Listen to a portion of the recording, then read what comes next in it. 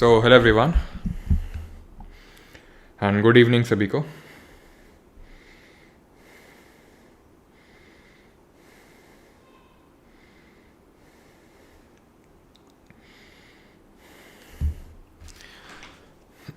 उम्मीद करता हूँ मेरी वॉइस प्रॉपर आ रही होगी सभी तक। एक बार कंफर्म कर देंगे।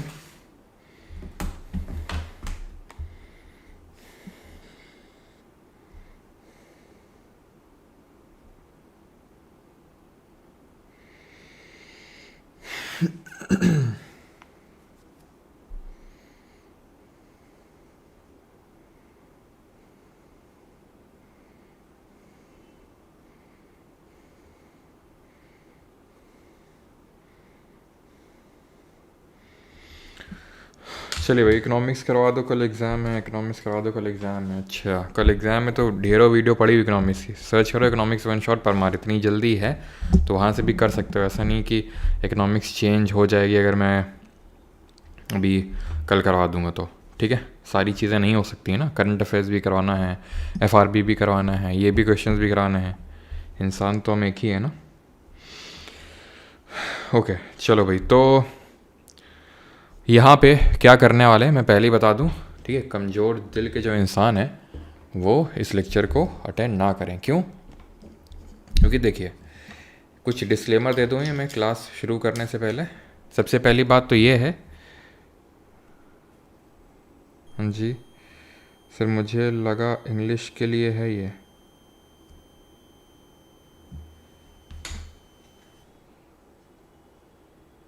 सर मुझे लगा इंग्लिश के लिए। अच्छा, टाइटल नहीं दिख रहा था तुमको? क्यों?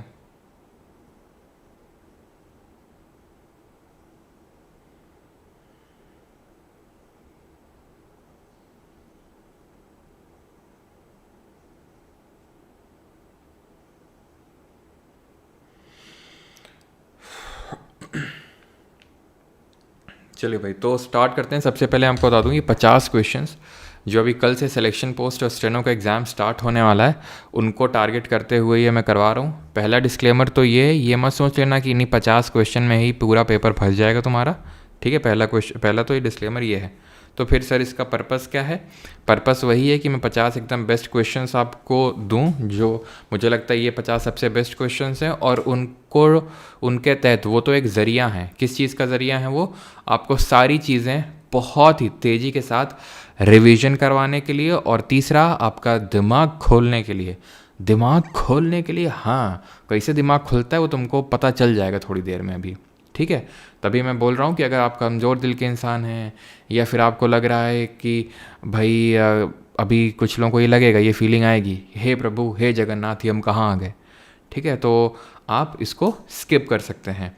ये मैं कंसिडर कर रहा हूँ दो चीज़ें कि एक जो कि मेन चीज़ है, दैट इज़ कि आप कल से एग्ज़ाम में अपीयर होने वाले हैं। कल से सिलेक्शन पोस्ट का एग्ज़ाम स्टार्ट है, कुछ दिन से आपका फिर स्टेनो का स्टार्ट है, तो ये मैं कंसिडर करके चल रहा हूँ पहली चीज़। Okay, fat man on the top. Okay ठीक है, तो गुरुदेव सैयारा वालों को लपेट दो। अच्छा, लपेट रहे हैं, रुक जाओ। ठीक है, तो ये चीज़ है कि ये मैं कंसिडर करके चल रहा हूँ कि भाई आपने सारी चीज़ों को पढ़ रखा है। ओके, मतलब सारी चीज़ें आपने कर रखी हैं, तो कोई चीज़ नई नहीं है। क्यों?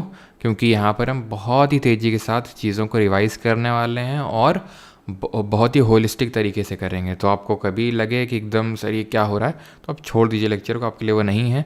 आप एग्ज़ाम रेडी फिर नहीं है अभी। मैं आपको सिंपल बस यही बोलूँगा। ठीक है, कैसे क्वेश्चन को करेंगे तो चलो शुरू ही कर देते हैं। बाकी ये मत सोचना कि इसके नोट्स वोट्स मिलेंगे, हर चीज़ के नोट्स की ज़रूरत नहीं होती। यहाँ पर कुछ नया नहीं करने वाले तुम। अभी कल से या 2 दिन 4 दिन हफ्ते भर बाद एग्ज़ाम में अपीयर होने वाले हो, नोट्स ही बनाते रहना। फिर जो अगर तुम्हें कुछ लगता है एक्स्ट्रा तो पेपर पेन लेके बैठना, कॉपी भी नहीं, पेपर। अगर कॉपी है ठीक है, तो उसमें बस एक पन्ने में तुम्हारी सारी चीज़ें हो जानी चाहिए। तुम्हारा दिमाग खुलना चाहिए इससे कि किस तरह से रिविज़न करते हैं।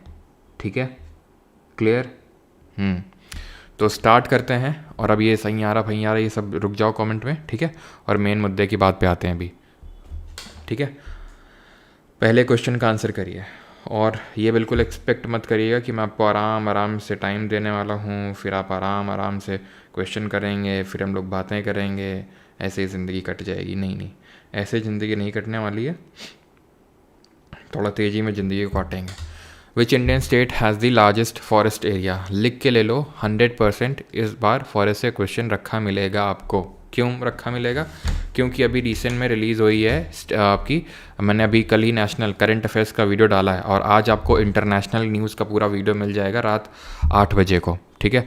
तो अभी जो international state of forest report आई है, ठीक है, जो फॉरेस्ट रिपोर्ट आई है, और ये हमारी कौन से नंबर की फॉरेस्ट रिपोर्ट आई है अभी, तो ये हमारी 18th फॉरेस्ट रिपोर्ट आई है, 18वें नंबर की, ठीक है। 18th फॉरेस्ट रिपोर्ट आई है।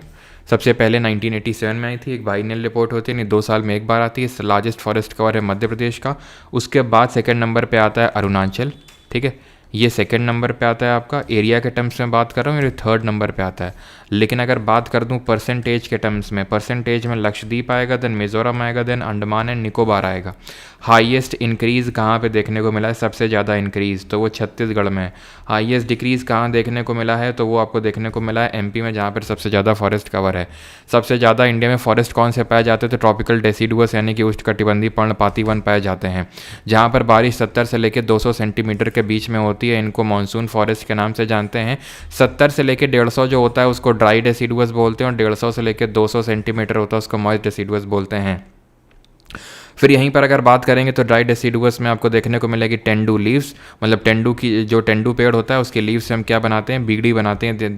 ध्यान रखना है आपको, नीम, अमलतास, पलाश, ये सब आपको डेसिडुअस फॉरेस्ट में देखने को मिलेंगे। एवरग्रीन फॉरेस्ट वो होते हैं जहाँ पर जो बारिश होती है वो 200 सेंटीमीटर से भी ज़्यादा की बारिश होती है, ग्रेटर दैन 200 सेंटीमीटर, उनको सदाबहार वन बोलते हैं। यहाँ पे ebony, mahogany, cinchona, any, ebony, mahogany, cinchona, any, ebony, mahogany, cinchona, any और एपी हाइट्स और ऐड कर लेना है, वो एवरग्रीन में देखने को मिलते हैं। यहाँ पे जो ट्रीज़ होते हैं वो सारे एक साथ अपनी पत्तियाँ नहीं गिराते हैं, एंड इनको हम डेजर्ट कवर्ड अंडर फॉरेस्ट के नाम से भी जानते हैं। देन अगर बात करें तो यहीं पर आपको रोजवुड ट्रीज़ भी देखने को मिलते हैं एपी हाइट्स के अलावा। लेकिन अगर हम बात कर दें सैंडलवुड, तो सैंडलवुड तुमको डेसिडुअस में मिलेगा। वहीं अगर हम बात करें ट्रॉपिकल थॉर्न फॉरेस्ट, तो ये वहाँ है जहाँ पर बारिश 50 सेंटीमीटर से भी कम है। जो टुसॉकी ग्रास है, जिसको हिंदी में गुच्छा घास बोलते हैं, ठीक है, गुच्छ ग्रास बोलते हैं, वो आपको यहाँ पर देखने को मिलती है, टुसॉकी ग्रास। और यहीं पर आपको थॉर्न वाले फॉरेस्ट जो हैं देखने, मतलब थॉर्न ट्रीज़ देखने को मिलते हैं जो स्पाइनी होते हैं। अगर मैं बात करूँ कॉनिफरस ट्रीज़ कहाँ पे देखने को मिलते हैं, तो कॉनिफरस जो बहुत ठंडे इलाके होते हैं वहाँ पर ये कोन शेप ट्रीज़ हमें देखने को मिलते हैं, जहाँ पर आपको देखने को मिलेगा कैसे? चेर, पाइन, सिडार, देवदार, चेर, पाइन, सिडार, देवदार, चेर, पाइन, सिडार, देवदार। देवदार अगर याद करोगे तो तुम बायोलॉजी में अगर जाओगे तो जिम्नोस्पर्म वाली कैटेगरी से बिलोंग करता है। जिम्नोस्पर्म कौन होते हैं? जिनके नेकेड सीड होता है। और अगर तुम माउंटेन फॉरेस्ट में जाओगे, यानी कि हिमालयाज़ में तुम जाओगे, अब इंडिया में माउंटेन फॉरेस्ट कहाँ मिलेंगे तुमको? एक तो नॉर्थ में और एक तो साउथ में। नॉर्थ में हमारे हिमालयाज़ हैं, हिमालयज़ में जैसे जैसे ऊपर ऊपर जाते जाओगे, जैसे कि ये हिमालय का फुटहिल है यानी गिरिपद है, यहाँ पर तुम्हें मिलेगा डेसिडुअस फॉरेस्ट, ट्रॉपिकल डेसिडुअस। धीरे धीरे जाओगे क्योंकि टेम्परेचर चेंज होगा तो वेजिटेशन चेंज होगा। डेसिडुअस से धीरे धीरे आप कॉनिफरस में जाओगे एंड यहाँ पर टुंड्रा टाइप में आ जाओगे, एकदम टॉप पे। टुंड्रा क्या होता है? जहाँ पर कोई वेजिटेशन नहीं होता है, बहुत ही लीस्ट वेजिटेशन होता है, ठीक है। और अगर बात करेंगे साउथ इंडिया के जो टेम्परेट फॉरेस्ट होते हैं उनको हम शोला के नाम से जानते हैं। शोला क्या है? साउथ इंडिया के वेस्टर्न घाट के टेम्परेट फॉरेस्ट या टेम्परेट ग्रासलैंड को शोला के नाम से जाना जाता है। ऑप्शन नंबर डी, ठीक। तो इस तरह से करने वाले हैं हम, समझिए। अभी आप ट्रॉपिक ऑफ कैंसर के बारे में यहाँ पे स्टेटमेंट्स दिए हुए हैं, बताओ जल्दी से, जल्दी से बताओ। सो पेपर स्ट्रेस कैसे हम कम करें बेटा? अभी हम तुम्हें खुद स्ट्रेस देने वाले हैं, ठीक है। तुम चिंता मत करो, अभी हम तुम्हें स्ट्रेस देंगे, अभी तुम बस करो। बाकी कैसे स्ट्रेस कम करना है वो आखिरी में बताएंगे, बीच में हम कुछ एंटरटेन नहीं करेंगे। कैसे स्ट्रैटेजी क्या होनी चाहिए, स्ट्रेस कैसे कम करें, ठीक है, ये सारे मैं आंसर नहीं करने वाला हूँ। जल्दी जल्दी करो क्वेश्चंस, बस मैं बीच में इसलिए कमेंट चेक करूँगा कि मेरी वॉइस वीडियो तो प्रॉपर है कि नहीं।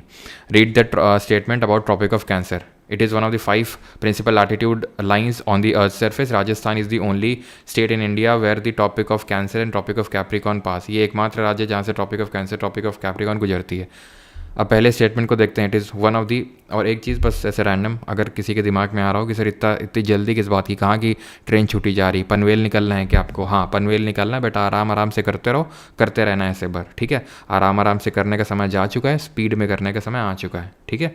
मुझे कोई फ़र्क वो नहीं है, परवाह नहीं है, मैं भी आराम आराम से कर सकता हूँ। अगर मैं पुश कर रहा हूँ तो इसलिए कर रहा हूँ सो दैट आप भी पुश करिए, because it is the right time to push, ठीक है। तो ट्रॉपिक ऑफ कैंसर की बात करें, it is one of the 5 principal latitudinal lines. Latitude क्या होते हैं? ये इमेजिनरी हॉरिजॉन्टल लाइंस होती हैं, और लॉन्गिट्यूड क्या होती है? इमेजिनरी आपकी ये वर्टिकल लाइन होती है। लैटिट्यूड टोटल होते कितने हैं? तो latitude total latitudinal circle 100, latitude total 181 होते हैं, 181 होते हैं लैटिट्यूड। ये चीज़ ध्यान रखनी है, जिसमें कि सबसे लॉन्गेस्ट लैटिट्यूड होता है जो बीच वाला होता है, इक्वेटर, जो 2 इक्वल पार्ट में अर्थ को डिवाइड करता है 0 डिग्री। 5 प्रिंसिपल लैटिट्यूड होते हैं, 1 इक्वेटर, 2 ऊपर 2 नीचे, 5 हो गए। 23.5 degree north Tropic of Cancer, 23.5 degree south Tropic of Capricorn, 66 degree north Arctic Circle, 66 degree south Antarctic Circle. अब ये जो ट्रॉपिक ऑफ कैंसर है, it is the only major latitude, one of these 5 latitudes, जो कि India के बीचों बीच से पास होता है। और इंडिया के कितने राज्यों से पास होता है? तो Gujarati Raja made chief justice win the meeting. Gujarat, Rajasthan, Madhya Pradesh, Chhattisgarh, Jharkhand, West Bengal, Tripura, Mizoram, ये आपके जो 8 राज्य हैं, यहाँ से ट्रॉपिक ऑफ कैंसर गुजरती है। ट्रॉपिक ऑफ कैप्रिकॉर्न तो इंडिया से आती ही नहीं है, राजस्थान तो छोड़ ही दो, तो दूसरा गलत हो जाएगा एंड पहला वाला सही हो जाएगा। Only statement 1 will B correct answer. Okay, अगर हम बात करें इक्वेटर की, तो इक्वेटर सबसे लॉन्गेस्ट आपका लैटिट्यूड होगा, और ये पूरे अर्थ को 2 इक्वल पार्ट में डिवाइड कर रहा है। अर्थ की जो हमारी सन की डायरेक्ट रेज हैं, कभी ट्रॉपिक ऑफ कैंसर के ऊपर, ट्रॉपिक ऑफ कैप्रिकॉर्न के कभी नीचे पड़ती ही नहीं है। आर्कटिक सर्कल के ये वाला जो जोन होता है और यहाँ पे जो जोन होता है, ये कम्प्लीटली फ्रोजन होता है, मतलब 6 महीने दिन और 6 महीने रात वाला माहौल चलता है। इसको बोलते हैं, जहाँ पर सन की डायरेक्ट या ओवर हेड रेज पड़ती हैं, इसको बोलते हैं टॉरिड जोन, इसको बोलते हैं टेम्परेट जोन। ये ऊपर वाला है नॉर्थ टेम्परेट, नीचे वाला है साउथ टेम्परेट, ये है फ्रिजिड जोन और ये भी है फ्रिजिड जोन। इसमें नॉर्थ और साउथ फ्रिजिड कुछ नहीं होता है, ये टेम्परेट है, ये टॉरिड है बीच वाला, और ये है फ्रिजिड नीचे वाला। यहीं पे तुमको आसपास देखने को मिलता है 0 डिग्री के आसपास डोल्ड्रम मिलता है। 30 degree north, 30 degree south, 30 degree north, 30 degree south में मिलता है हॉर्स लैटिट्यूड, अक्षांश मिलता है। और ये जो आपका एरिया है पूरा इक्वेटर के आसपास, यहीं पे होता है ITCZ, inter tropical convergence zone, अंतर उष्णकटिबंधीय अभिसरण क्षेत्र। टोटल नंबर ऑफ लॉन्गिट्यूड की बात करेंगे तो टोटल लॉन्गिट्यूड होते हैं आपके 360। Which state is known as land of 5 river, किस राज्य को लैंड ऑफ 5 रिवर के नाम से जानते हैं? हरियाणा, पंजाब, यूपी या फिर राजस्थान। तो अगर आप देखोगे तो यहाँ से एक रिवर निकलती है, इस तरह से आती है और यहाँ पर पाकिस्तान में जाके अरब सागर में गिर जाती है। फिर उसकी यहाँ पर 5 सहायक नदियाँ मेन इंपॉर्टेंट आती हैं। वो कौन सी है? वो हैं आपकी, एक तो इंडस मेन जो रिवर है, जो कहाँ से ओरिजिनेट होती है? बोखार चू ग्लेशियर से ओरिजिनेट होती है। वहाँ पर इसका नाम क्या होता है? सिंगी खम्बान, दैट इज़ लायंस माउथ, इसका वहाँ पे नाम होता है। लेक मान सरोवर पड़ता है जहाँ से ये निकलती है, ठीक है। देन उसके बाद देमचौक इंडिया से एंटर करती है। ले is the only Indian city which is located on the banks of Indus.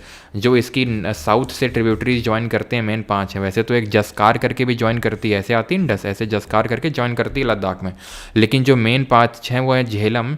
वो कौन कौन सी हैं? झेलम, चेनाब, रावी, ब्यास और सतलज, ठीक है। तो झेलम जो है निकलती है वेरीनाग से, चेनाब निकलती है बारालाचला पास से, रवि और ब्यास दोनों निकलती है रोहतांग पास से, सतलज निकलती है राकस ताल से या राकस लेक से निकलती है। इनके एंशिएंट नेम पता होने चाहिए तुमको, जैसे कि इसका नाम वितास्ता है, इसका नाम अस्किनी है, इसका नाम पुरुषनी है, इसका नाम बिपाशा है और इसका नाम शतुद्री है।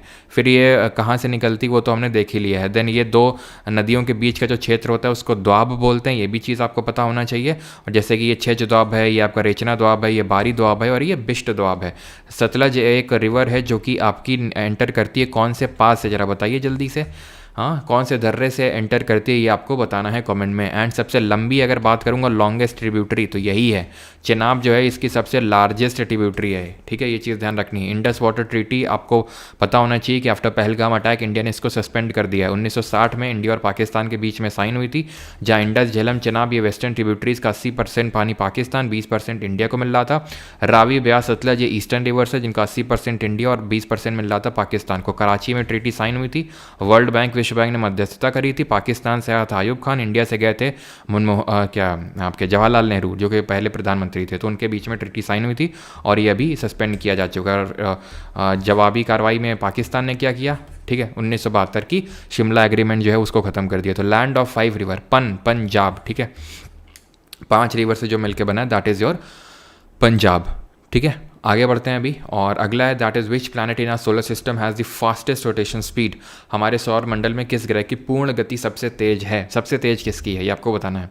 तो ये है हमारा सोलर सिस्टम। रिकॉल करो जल्दी से सारी चीज़ें जो आप रिकॉल कर सकते हो सोलर सिस्टम के रिस्पेक्ट में। जैसे फॉर एग्जांपल अगर हम बात करेंगे तो हम इसको जितने भी हमारे 8 प्लैनेट हैं इनको हम 4 4 में डिवाइड करते हैं। यहाँ पर खींचा, यहाँ पर हमने एक लाइन खींच ली, ठीक है। ये लाइन क्या है? ये लाइन है एस्टेरॉयड बेल्ट। एस्टेरॉयड बेल्ट के लेफ्ट साइड वाले जितने प्लैनेट हैं इनको हम इंटीरियर यानी कि आंतरिक ग्रह के नाम से जानते हैं। इन्हीं को हम टेरेस्ट्रियल प्लैनेट यानी कि स्थलीय ग्रह के नाम से जानते हैं, बिकॉज ये रॉक्स के बने हुए हैं। वहीं अगर इनको बात करेंगे तो एक्सटीरियर ये आउटर प्लैनेट है, और ये इनको गैसियस प्लैनेट के नाम से जानते हैं बिकॉज ये गैस के बने हुए हैं।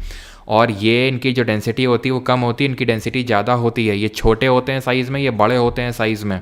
फिर अगर बात करेंगे तो ये है क्या? ये है एस्टेरॉयड बेल्ट। ये क्षुद्रग्रह की बेल्ट जो इनको डिवाइड कर रही है दो पार्ट में, जो कि मार्स और जुपिटर के बीच में देखने को मिलेगी। Mercury is the nearest planet to the sun, ठीक है, but it is not the hottest है वीनस। वीनस जो है यानी कि शुक्र ग्रह सबसे गर्म है, सबसे चमकीला है, दैट इज़ ब्राइटेस्ट है। इसको अर्थ का ट्विन सिस्टर बोलते हैं, इसको मॉर्निंग स्टार, इवनिंग स्टार यानी सांझ का तारा, भोर का तारा बोलते हैं। एंड वीनस का जो रोटेशन टाइम है वो सबसे ज़्यादा है। जी हाँ, रोटेशन टाइम सबसे कम, रोटेशनल स्पीड जुपिटर की है, 9 घंटे 55 मिनट में ही पूरा एक दिन कंप्लीट हो जाता है। लेकिन वीनस का कितना टाइम लगता है जरा बताइए? 243 अर्थ डेज में इसका एक रोटेशन पूरा हो पाता है वीनस का। फिर आते हैं अर्थ पे। It is the planet with the highest density, सबसे ज़्यादा इसकी डेंसिटी है अर्थ की। एंड लोएस्ट किसकी है सबसे? तो लोएस्ट सैटर्न की है डेंसिटी। इसको ब्लू प्लैनेट के नाम से जानते हैं। फिर अगर बात करेंगे वीनस में हमें थिक क्लाउड्स देखने को मिलते हैं H2SO4 के, सल्फ्यूरिक एसिड के। मरकरी के बारे में ध्यान आपको ये रखना है कि इसका सबसे फास्टेस्ट रेवोल्यूशन होता है, यानी इसका जो एक दिन है वो सबसे जल्दी कंप्लीट हो जाता है। 88 दिन में ही इसका एक साल, नॉट दिन, एक साल पूरा हो जाता है 88 दिन में ही, ठीक है। 88 अर्थ डेज में इसका वो पूरा हो जाता है। देन मरकरी और वीनस में कोई एटमॉस्फेयर नहीं है, they are the only planet जिनके पास कोई एटमॉस्फेयर नहीं। वीनस और यूरेनस मात्र दो ऐसे ग्रह हैं पूरे सोलर सिस्टम में जो क्लॉकवाइज रोटेट करते हैं, यानी ईस्ट टू वेस्ट रोटेट करते हैं। बाकी सारे प्लैनेट वेस्ट टू ईस्ट या फिर एंटी क्लॉकवाइज रोटेट करते हैं। मार्स को हम रेड प्लैनेट के नाम से जानते हैं। मार्स में दो सैटेलाइट हैं, Phobos, Deimos. Mercury, Venus again ये दो ऐसे प्लैनेट हैं जिनके पास कोई एटमॉस्फेयर तो है ही नहीं, बल्कि कोई सैटेलाइट भी नहीं है बेचारों के पास। अर्थ के पास एक है मून, मार्स के पास दो हैं, Phobos, Deimos and Nix Olympia. यहाँ पर सबसे हाईएस्ट पीक आपको देखने को मिलेगी। जुपिटर की बात करेंगे तो फास्टेस्ट रोटेशन पीरियड अभी देखा। मोस्ट नंबर ऑफ सैटेलाइट हैं इसके पास, सबसे ज़्यादा इसके पास उपग्रह हैं। ये सबसे लार्जेस्ट प्लैनेट है, सबसे बड़ा ग्रह है, ये हमें पता होना चाहिए। देन अगर बात करेंगे तो इसके जो 4 मून्स हैं, that is Io, Europa, Ganymede and Callisto. इन चारों को गैलीलियन मून्स बोलते हैं, जो 4 सबसे बड़े मून्स हैं जुपिटर के, जिसमें Ganymede is the largest moon, largest of all 4। Saturn की बात करेंगे तो इसमें रिंग्स देखने को मिलती हैं जो आइस, डस्ट, इन सब की बनी हुई होती हैं। सैटर्न में लीस्ट डेंसिटी होती है सैटर्न की। यूरेनस की अगर बात करेंगे तो इसको हम रोलिंग या लॉपसाइडेड प्लैनेट बोलते हैं, बिकॉज ये अपनी एक्सिस पे ऑलमोस्ट 90 डिग्री जो है टिल्टेड है यूरेनस, तो इस तरह से लगता है कि वो रोल कर रहा है। इनको हम दोनों को आइस जायंट भी बोल देते हैं। वहीं अगर बात करेंगे नेपच्यून तो इट इज़ फारदेस्ट, और इसके बियॉन्ड हमें देखने को मिलती है ये belt which is also known as Kuiper belt. Is that clear? तो ऑप्शन नंबर फर्स्ट यहाँ पर सही आंसर हो जाएगा। Have we missed anything? आप बता सकते हैं अगर कुछ है। वैसे तो सोलर सिस्टम में और भी बहुत सारी चीज़ें हैं, ठीक है, लेकिन जो यहाँ पे अभी हम रिकॉल कर सकते हैं विद रिस्पेक्ट टू प्लैनेट, वो सारी चीज़ें हमने रिकॉल कर ली हैं। क्लियर? और यहाँ पर हमें मीथेन देखने को मिलती है, इसलिए इसको ग्रीन प्लैनेट के नाम से भी जानते हैं, ठीक है।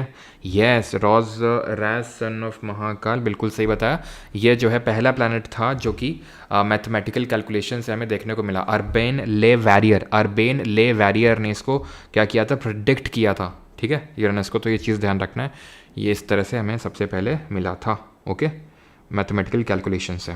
All right, yes. और किसने ऐड किया? गौतमी शर्मा ने। सैटर्न में हमें जो रिंग्स हैं वो किसने सबसे पहले बताई? हाइजेंस ने, ठीक है। और कसीनी ने हमें बताया था इनके बीच में जो गैप है उसके बारे में डिस्कवर किया था। बिल्कुल सही है, प्रियांशु सही है। Yes yes yes yes yes.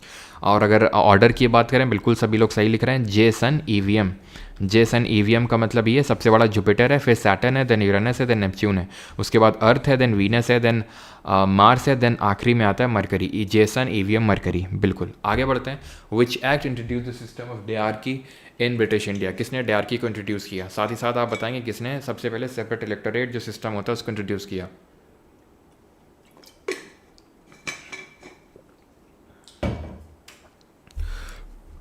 सबसे पहले डायरकी। ना what is dyarchy? Dual government. 1919 का जो गवर्नमेंट ऑफ इंडिया एक्ट था, जिसको कि हम मॉन्टैग कैल्सफोर्ड रिफॉर्म्स के नाम से भी जानते हैं। मैं लिखूंगा नहीं, अगर आपको नहीं पता है तो आप लिखो उस चीज़ को, ठीक है। मोन्टैग केल्सफोर्ड रिफॉर्म्स, इसने डायरेक्टली लाया। इसने किया क्या, इसने जो है सबसे पहले तो बाई कैमरल लेजिस्लेचर लेके आया सेंटर में, यानी कि द्विसदनीय विधानमंडल लेके आया सेंटर को दिया इसने, ठीक है। और इसने डायरेक्टली दिया प्रोविंसेस को। अब एक्चुअल में इसने क्या किया, सब्जेक्ट्स को दो पार्ट में डिवाइड किया। क्या किया, सब्जेक्ट्स को दो पार्ट में डिवाइड किया। एक तो सेंट्रल सब्जेक्ट्स लाया और एक प्रोविंशियल सब्जेक्ट्स लेके आया। जो प्रोविंशियल सब्जेक्ट्स थे इनको दो फर्दर पार्ट में डिवाइड किया, रिजर्व्ड एंड ट्रांसफर्ड, ठीक। बस यही है डायरकी। तो ये इसने डायरकी कहाँ लाया, प्रोविंसेस में लेके आया। 1935 ने क्या किया, प्रोविंसेस को ऑटोनॉमी दे दी। क्या दे दिया, प्रोविंशियल ऑटोनॉमी दे दी, स्वायत्ता दे दी, यानी कि प्रोविंसेस से डायरकी हटाया, उनको ऑटोनॉमी दे दिया और सेंटर को डायरकी दे दिया। समझ रहे हो, प्रोविंसेस से डायरकी हटा के सेंटर को डायरकी दे दिया और 6 आउट ऑफ 11 प्रोविंसेस को बना दिया बाई कैमरल इन नेचर, ठीक है। और ये इसमें क्या आप याद कर सकते हैं 1919 में कि जो सेपरेट इलेक्टोरेट है, जो इंडियन काउंसिल्स एक्ट ऑफ 1909 लाया था, जिसको मॉर्ले मिंटो रिफॉर्म बोलते हैं, उस सेपरेट इलेक्टोरेट ये जो मुस्लिम्स के लिए लाया गया था, उसको एंग्लो इंडियन क्रिश्चियन इन कम्युनिटीज़ के लिए स्प्रेड करने का काम, उनको भी ये सेपरेट इलेक्टोरेट देने का काम गवर्नमेंट ऑफ इंडिया 1919 ने किया था। ओके 1858 के एक्ट में क्या क्या रिकॉल कर सकते हो, आंख बंद करो, इसको हम क्वींस प्रोक्लेमेशन के नाम से जानते हैं। 1857 के रिवोल्ट के तुरंत बाद आया था और इसीलिए ईस्ट इंडिया कंपनी को इसे अबॉलिश कर दिया गया था। गवर्नर जनरल ऑफ जो गवर्नर जनरल है उसको बना दिया गया था वॉइस रॉय, पहला वॉइस रॉय बना था कैनिंग। और अगर बात करें इस समय क्वीन थी विक्टोरिया, जिनकी वजह से क्वींस प्रोक्लेमेशन इसका नाम पड़ा। पील कमीशन, जो पील आयोग बना था, उसके रिकमेंडेशन के बेसिस पर ब्रिटिश इंडियन आर्मी में इंडियंस की जो संख्या है उसको कम कर दिया गया। एक सेक्रेटरी ऑफ स्टेट की नई पोजीशन क्रिएट कर दी गई और उसको असिस्ट करने के लिए 15 मेंबर की काउंसिल क्रिएट की गई। जो बोर्ड ऑफ गवर्नर और जो कोर्ट ऑफ डायरेक्टर एग्जिस्ट करते थे उनको अबॉलिश किया गया। You should recall here that court of director exist करता था पहले से ही, लेकिन बोर्ड ऑफ गवर्नर को 1784 के पिट्स इंडिया एक्ट से क्रिएट किया गया था। खत्म, आगे बढ़ते हैं। और you should also recall about 1861 का जो एक्ट आया था, इंडियन काउंसिल्स एक्ट, जिसने कि पोर्टफोलियो सिस्टम लाया, जिसने कि डिसेंट्रलाइजेशन स्टार्ट किया। ये दो चीज़ें आपको ध्यान रखनी है। Arrange the following Indian freedom movements in correct chronological order. आपको यहाँ पर क्रोनोलॉजिकल ऑर्डर में इनको लगाना, निम्नलिखित भारतीय स्वतंत्रता आंदोलनों को सही कालानुक्रमिक क्रम में व्यवस्थित करें। इसमें जो मैंने मैक्सिमम क्वेश्चन लिए हैं, अभी एक एसएससी का पेपर हुआ था, एक डिपार्टमेंटल एग्जाम हुआ था, उसके मैंने यहाँ पर क्वेश्चन ज़्यादातर लिए हैं। अब इसी तरह से जब से कल से हमारी ये एक्सपेक्टेड क्वेश्चन की जब सीरीज स्टार्ट होगी तो वहाँ पर मैं वैसे ही क्वेश्चन ज़्यादातर लूँगा। जैसे कि कल पेपर होगा तो मैं कोशिश करूँगा उसी बेसिस पे मैं आपको एक्सपेक्टेड क्वेश्चन आगे के लिए करवाऊँ, ठीक है। तो कल से जो क्लासेस होने वाली वो काफ़ी इंपॉर्टेंट होंगी आपकी। तो यहाँ पे क्या है, करेक्ट क्रोनोलॉजिकल ऑर्डर में लगाना है। स्वदेशी, non cooperation, quit India movement या फिर सिविल डिसोबीडियंस मूवमेंट। स्वदेशी की अगर बात करेंगे तो यहाँ पर आप, ठीक है, यहाँ पर आप रिकॉल करोगे 1905 में बंगाल पार्टीशन हुआ था, ठीक है। जुलाई में अनाउंसमेंट हुआ था, अक्टूबर में एनफोर्स हुआ था एंड उसके बाद 1905 में बनारस में सेशन हुआ था, गोपाल कृष्ण गोखले ने प्रिसाइड किया था कांग्रेस का, उसमें स्वदेशी जो है मूवमेंट को एक्सेप्ट किया गया था। देन उसके बाद 1906 में कैलकाटा में हुआ था, जिसको दादा भाई नरोजी ने प्रिसाइड किया। तो उसमें 3 इंपॉर्टेंट रेजोल्यूशन लिए गए थे, स्वदेशी, बॉयकॉट और नेशनल एजुकेशन का। याद आया। नॉन कॉपरेशन मूवमेंट, असहयोग आंदोलन की अगर बात करेंगे तो ये 1920 है ना, 1920 में स्टार्ट किया गया था non cooperation movement by Gandhi ji. Quit India movement 1942 और CDM की बात करेंगे तो 1930।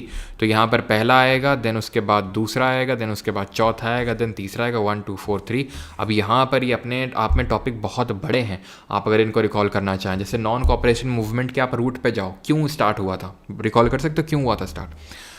क्योंकि जस्ट इससे पहले जलियांवाला बाग मैसेकर हुआ था 13 अप्रैल 1919 को। वो क्यों हुआ था, क्योंकि रॉलेट एक्ट पास हुआ था। वो क्यों हुआ था, इट वाज क्योंकि फर्स्ट वर्ल्ड वॉर खत्म हुई 1918 में, तो defence of India act exist करता था, जिसमें गदराइट्स को सप्रेस करने के लिए लाया गया था। तो वो एक टेम्पररी एक्ट था, तो उसको रिप्लेस किया गया एक परमानेंट एक्ट से, जिसको हम बोलते हैं ये Rowlatt Act, anarchical and revolutionaries crimes act, उसको हम रॉलेट एक्ट भी बोल देते हैं। 2 साल के लिए जेल, बिना अपील, बिना वकील, बिना दलील के। तो उसको ब्लैक एक्ट बोला गांधी जी ने और वहाँ पर रॉलेट सत्याग्रह स्टार्ट किया। लेकिन हुआ क्या, डॉक्टर सत्यपाल और सैफुद्दीन किचलू की अरेस्ट हुई, बैसाखी का दिन था और जलियांवाला बाग अमृतसर में निहत्थे लोगों पे गोलियां चलाई गई। बहुत सारे लोगों की डेथ हुई, जिसकी वजह से गांधी जी ने अपने केसरे हिंद की उपाधि वापस दे दी और रविंद्रनाथ टैगोर ने अपनी नाइटहुड की उपाधि वापस दे दी। और उसके बाद जब गांधी जी ने देखा था कि खिलाफत आंदोलन शुरू हो रहा है मुस्लिम्स के द्वारा, जिसका लेना देना भारत से नहीं था, तुर्की से था, ठीक है, जिसको मौलाना अली और शौकत अली यानी कि दोनों ब्रदर्स, अली ब्रदर्स इसको लीड कर रहे थे। तो उसी में गांधी जी ने अपॉर्चुनिटी देखी, नॉन कोऑपरेशन मूवमेंट लॉन्च किया, उसको मर्ज किया खिलाफत के साथ और उसको लॉन्च कर दिया। नॉन कोऑपरेशन मूवमेंट को कलकत्ता सेशन में अप्रूवल मिली, जो स्पेशल सेशन हुआ था, नागपुर का जो सेशन हुआ था वहाँ पर इसको एंडोर्स किया गया था, where Congress committed itself to extra constitutional mass struggle. जिसके बाद जैसे हमारे सुरेंद्र नाथ बनर्जी वगैरह है जिन्होंने कांग्रेस से रिज़ाइन कर दिया था और उन्होंने इंडियन नेशनल लिबरेशन फेडरेशन जो है बना ली थी। देन उसके बाद हुआ क्या था, 4 फरवरी 1922 का दिन था, चौरी चौरा हत्याकांड हुआ, जिसकी वजह से गांधी जी ने इस नॉन कोऑपरेशन मूवमेंट को वापस ले लिया था। और उसके बाद की कहानी आप अगर रिकॉल करना चाहें तो वहाँ पर याद करो नो चेंजर और प्रो चेंजर। हाँ, नो चेंजर बोल रहे थे जो अभी तक बॉयकॉट चल रहा है उसको चलने दो, प्रो चेंजर बोले नहीं चलने दो। एंड और मेंड दी काउंसिल के उससे उन्होंने अपनी एक पार्टी बनाई, स्वराज पार्टी या ऑल इंडिया खिलाफत स्वराज पार्टी। CR दास और मोतीलाल नेहरू ने 1923 में इस पार्टी का गठन किया। क्विट इंडिया मूवमेंट की बात करें तो ये क्रिप्स जो मिशन होता है उसके फेलियर की वजह से आता है, जो 1942 में क्रिप्स मिशन आता है उसके फेलियर की वजह से आता है ये, जिसमें गांधी जी ने डू और डाई यानी करो या मरो का नारा दिया था। CDM की अगर बात करेंगे तो it started with the Dandi March which started on 12th of March। और चला कब तक था जरा बताइए, 12 मार्च से लेके कब तक चला था, जिसमें कि अगर हम बात करें इसमें गांधी जी कहाँ से कहाँ चले थे, तो साबरमती से लेके डांडी नवसारी तक गए थे वो, ठीक है, साबरमती से डांडी नवसारी तक वो गए थे पैदल। और उनके साथ कितने लोग थे, तो उनके साथ टोटल 78 और डेलीगेट्स थे, ठीक है, डांडी मार्च में। और CDM में अगर बात करें तो कौन कहाँ से लीडर था, तो वैसे ही पेशावर से, जो उसको हम NWFP रीजन बोलते थे उस टाइम पे, नॉर्थ वेस्ट फ्रंटियर प्रोविंस, वहाँ से खान अब्दुल गफ़ार खान लीड कर रहे थे, जिनको कि हम सीमांत गांधी या फ्रंटियर गांधी के नाम से जानते हैं। इन्होंने रेड शर्ट मूवमेंट यानी लाल कुर्ती आंदोलन चलाया था। इन्होंने जो है खुदाई खिदमतगार करके एक सोसाइटी बनाई थी, जिसके तहत इन्होंने CDM को वहाँ से लीड किया था। वहीं बिहार से अगर बात करेंगे तो नाखस पॉन्ड को साइट चूज़ किया गया था और अंबिका कांत सिन्हा ने वहाँ से लीड किया था। अगर हम बात करें बिहार से, गुजरात चले जाओगे तो वहाँ सरोजिनी नायडू आ जाएंगी, और सरोजिनी नायडू और कमला देवी चट्टोपाध्याय ने गांधी जी को अर्ज किया था कि प्लीज़ इसको रिस्ट्रिक्ट मत रखिए आदमियों तक, इसको फैलाइए वेमेंस तक भी। समझ में आई बात? तो आंसर ऑप्शन नंबर B हो जाएगा यहाँ पर। क्लियर? बिल्कुल नवसारी। और कुछ किसी को ऐड करना है इसमें? 78 डेलीगेट्स बिल्कुल सही था। यहाँ पर मैंने पूछा था कब तक, तो 6 अप्रैल तक, ठीक है। और कितने दूर चले थे, तो लगभग 241 माइल्स जो है ये मूव किए थे लोग, सब लोग चले थे। आगे बढ़ते हैं, 7th नंबर पे आते हैं। विच type of soil is most suitable for the cotton cultivation in India? Bharat में सबसे ज़्यादा खेती के लिए कौन सी, कॉटन कल्टिवेशन के लिए कौन सी मिट्टी सबसे अच्छी है? अगर देखें तो सैंडी, ब्लैक, रेड या एलुवियल, तो देखेंगे तो ब्लैक सबसे सूटेबल है। ब्लैक सॉइल को रेगर के नाम से जानते हैं। और रेड सॉइल जो है कहाँ पर देखने को मिलती है? रेड एंड येलो सॉइल, जहाँ पर लो रेनफॉल एरिया जो है हमारे, जैसे कि पीडमॉन्ट जोन ऑफ वेस्टर्न घाट, यहाँ देखने को मिलेगी। और बाकी जो हमारे सदर्न इंडिया के स्टेट हैं जहाँ पर बारिश कम होती है वहाँ पे। एलुवियल सॉइल यानी कि जलोढ़ मिट्टी देखेंगे तो पूरा जो नदर्न प्लेन है वहाँ पर, प्लस जो डेल्टा है, ईस्ट फ्लोइंग रिवर्स के जो डेल्टा है वहाँ पर एलुवियल सॉइल देखने को मिलेगी। सबसे ज़्यादा इंडिया में पाई जाती है। 2 तरह की होती है, एक तो नई होती है और एक पुरानी होती है, ठीक है। नई की अगर बात करेंगे तो खादर के नाम से जानी जाती है, और पुरानी की अगर बात करेंगे तो भांगड़ के नाम से जानी जाती है। कहाँ पर? नॉर्थ इंडिया प्लेन्स में देखने को मिलती है, प्लस जो डेल्टा है वहाँ पे देखने को मिलती है। वहीं लैटराइट सॉइल की अगर बात करेंगे तो लैटराइट वहाँ पर देखने को मिलती है जहाँ पर एल से लैटराइट, एल से लीचिंग हो जाती है। लीचिंग मतलब हाई रेनफॉल, बहुत ज़्यादा जहाँ बारिश होती है वहाँ पर लीचिंग हो जाती है और वहाँ पर लैटराइट देखने को मिलता है। रेड कहाँ मिल रही है? जहाँ लो रेनफॉल है। ब्लैक सॉइल में क्या देखने को मिलती हैं? यहाँ ये इम्परमिएबल नेचर की सॉइल होती है, वाटर को परकोलेट नहीं जल्दी करती है। इसमें सेल्फ फ्लोइंग कैरेक्टरिस्टिक होती है, मतलब इसमें जब ड्राई होती तो क्रैक्स बन जाते हैं और जब ये मॉइस्ट होती तो स्टिकी हो जाती है, चिपचिपी हो जाती है ये। And which year was the Simon Commission dispatched to India? Simon Commission किस वर्ष भारत भेजा गया था? 1927, 1942, 1935 या 1919? तो 1927 में इसको भेजा गया था 1927 में। 1928 में ये इंडिया में आया था 1928 में। इसमें अगर टोटल नंबर ऑफ मेंबर्स की बात करें 7 मेंबर्स थे, सारे अंग्रेज थे, इसको ऑल वाइट कमीशन बोला जाता है। साइमन गो बैक के नारे लगे और इसी दौरान ही लाला लाजपत राय जी की डेथ हो गई लाठीचार्ज से, जिसकी वजह से भगत सिंह ने इसका बदला लेते हुए किसको, सॉन्डर्स को गलती से मार दिया। रिस्पॉन्सिबल जेम्स स्कॉट था लाठी चार्ज के लिए, लेकिन गलती से सॉन्डर्स मर गया, जिसकी वजह से 23 मार्च 1931 को उन लोगों को फांसी मिली लाहौर कॉन्स्पिरेसी केस में, और उसी दिन हम शहीद दिवस मनाते हैं। प्लस भगत सिंह और बटुकेश्वर दत्त ने 1929 में, आपको पता होना चाहिए, सेंट्रल लेजिस्लेटिव असेंबली में बॉम्ब फेंका था to make the deaf hear and to protest against the Public Safety Bill and Trades Disputes Bill को प्रोटेस्ट करने के लिए उन्होंने बॉम्ब फेंका था। देन हमें पता होना चाहिए कि इसके अपोज में एक नेहरू रिपोर्ट प्रेजेंट करी गई थी कांग्रेस के द्वारा। नेहरू रिपोर्ट वो रिपोर्ट थी जिसको प्रिपेयर किया गया था under the leadership of Motilal Nehru, father of Jawaharlal Nehru. ठीक है। What is the function of haemoglobin in the human body? मानव शरीर में हीमोग्लोबिन का क्या कार्य है? नर्व सिग्नल्स को ट्रांसमिट करना, ऑक्सीजन को ट्रांसपोर्ट करना, फूड का डाइजेशन, या ब्लड का क्लॉटिंग करना। बताओ हीमोग्लोबिन, तो भैया हीमोग्लोबिन का काम ब्लड क्लॉटिंग नहीं होता है। बताओ किसका होता है? तो ये विटामिन के का होता है। सर इसमें हाँ, तो जब अगर किसी का कल जो लोग भी या फिर जैसे भी जब एग्ज़ाम देने जा रहे हैं, अगर आपको कुछ प्रॉब्लम है, कुछ आपको शेयर करना है, तो आप मेरे व्हाट्सएप पे शेयर कर सकते हैं। ठीक है, 8840286735। ठीक है, इस पर आप शेयर कर सकते हैं। ओके, मैं लिख देता हूँ 8840286735। ठीक है, 8840286735। इस पर आप मुझे व्हाट्सएप कर सकते हैं अगर आपको करना है तो ब्लड क्लॉटिंग तो विटामिन के तो करता ही है, प्लस ब्लड में कौन कौन से फैक्टर्स होते हैं जो ब्लड क्लॉटिंग में हेल्प करते हैं? तो एक तो फिब्रिनोजेन होता है, प्रोथ्रोम्बिन होता है, प्रोथ्रोम्बिन, ये दोनों ब्लड क्लॉटिंग फैक्टर्स होते हैं, ब्लड के कोगुलेशन में हेल्प करते हैं। Okay, then transportation of oxygen इसका सही आंसर होगा। नर्व से आप रिकॉल कर सकते हैं, नर्व न्यूरॉन को रिकॉल कर सकते हैं। न्यूरॉन हमारी बॉडी में सबसे लॉन्गेस्ट सेल होती है। ठीक है, लॉन्गेस्ट सेल होती है, यहाँ पर होता है ये होता है आपका न्यूक्लियस। ठीक है, ये होता है सेल बॉडी जिसको कि हम साइटन के नाम से जानते हैं। ये एक्सन है जो लंबी से आपको डंडी दिख रही है, ये हैं आपके डेंड्राइट्स। ठीक है, या नर्व एंडिंग है, ये नर्व एंडिंग, ये हैं आपके इस तरह से जो देखने को मिल रहे हैं, ये हैं डेंड्राइट्स। ठीक है, यहीं पे बीच में माइलिन शीथ देखने को मिलेगा, और बीच बीच में जो गैप है ये नोड ऑफ रैनवियर आपको देखने को मिलेगा बीच बीच में। क्लियर है? तो हीमोग्लोबिन का फंक्शन क्या है? ऑक्सीजन को ट्रांसपोर्ट करना। हीमोग्लोबिन रेड कलर का होता है, क्यों होता है? Due to presence of the metal iron की प्रेजेंस की वजह से। ब्लड की अगर बात करेंगे तो ब्लड सर्कुलेशन की डिस्कवरी किसने करी थी? विलियम हार्वे ने करी थी। ठीक है, और ब्लड के दो पार्ट्स होते हैं, दो कॉम्पोनेंट होते हैं, एक तो आपका लिक्विड कॉम्पोनेंट होता है, एक तो सॉलिड कॉम्पोनेंट होता है। लिक्विड कॉम्पोनेंट में आपका आता है प्लाज्मा। ठीक है, प्लाज्मा जो कि 92% आपका पानी यानी वाटर का बना होता है, बाकी 8% आपके हार्मोन्स, एंजाइम, प्रोटीन, ये सब होते हैं। सॉलिड कंपोनेंट की अगर बात करेंगे तो RBCs that is red blood cells, डब्ल्यूबीसीज यानी वाइट ब्लड सेल्स, और प्लेटलेट्स देखने को मिलती हैं। आरबीसीज की अगर बात करेंगे तो ये इनको हम इराइथ्रोसाइट्स के नाम से जानते हैं, इनको ल्यूकोसाइट्स के नाम से जानते हैं, इनको थ्रोम्बोसाइट्स के नाम से जानते हैं। ठीक, इराइथ्रोसाइट, ल्यूकोसाइट्स और थ्रोम्बोसाइट्स। देन आरबीसी का जो टाइम पीरियड होता है वो लगभग 120 दिन होता है, ये तक चलते हैं, ये लगभग 20 से 30 दिन ही चलते हैं। अगर डब्ल्यूबीसीज़ की बात करें, सबसे ज़्यादा नंबर में आरबीसीज़ होती हैं बॉडी में, देन प्लेटलेट्स होती हैं, देन आपकी डब्ल्यूबीसीज़ होती हैं। ये ब्लड के ट्रांसपोर्ट में हेल्प करती हैं आरबीसीज़, क्योंकि इन्हीं में हीमोग्लोबिन प्रेजेंट होता है। डब्ल्यूबीसीज़ जो है डिफेंस मैकेनिज्म प्रोवाइड करती हैं बॉडी को। कोई अगर फॉरेन इस तरह का आ जाता है, अगर इन्फेक्शन से प्रोटेक्ट करने का काम डब्ल्यूबीसीज़ का होता है। प्लेटलेट्स का काम क्या होता है? प्लेटलेट्स का काम होता है ब्लड के कोगुलेशन में, खून का थक्का जमने में, यानी जो ब्लड क्लॉटिंग होती है उसमें प्लेटलेट्स हेल्प करती हैं। आरबीसीज़ ख़त्म कहाँ पे जाके होती हैं? तो आरबीसीज़ का जो ग्रेवयार्ड कहलाता है वो स्प्लीन कहलाता है, जो आरबीसीज़ का ग्रेवयार्ड होता है।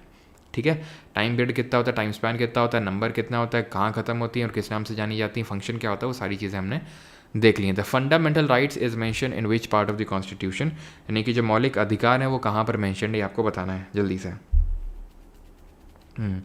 आरसीबी कौन है? आरसीबी कौन है मतलब? आरबीसी लिखा है, आरसीबी नहीं लिखा है यार। हाँ, चलो, तो the fundamental rights is mention in which part of the constitution? तो किसमें मेंशन है? Part 3? Yes. Part 4? No. Part 4 में क्या है? डीपीएसपी, राज्य की नीति निर्देशक सिद्धांत है। पार्ट 3 फंडामेंटल राइट कहाँ से लिए हैं? फंडामेंटल राइट, अब रिकॉल करो जल्दी से, सारे रिकॉल करो। फंडामेंटल राइट कहाँ से लिए हैं? यूएसए से लिए हैं। यूएसए में इसको बिल ऑफ राइट्स के नाम से जाना जाता है। वैसे तो ये और इंडिया में इसको इंडियन कॉन्स्टिट्यूशन का, फंडामेंटल राइट्स को इंडियन कॉन्स्टिट्यूशन का मैग्ना कार्टा बोलते हैं। आर्टिकल नंबर 12 से लेकर 35 तक, आर्टिकल नंबर 12 से लेकर 35 तक, 12 से लेकर 35 तक फंडामेंटल राइट है। टोटल फंडामेंटल फंडामेंटल राइट की संख्या कितनी थी ओरिजिनली? 7। अभी कितनी है? 6। कौन गया? प्रॉपर्टी वाला। कहाँ गया?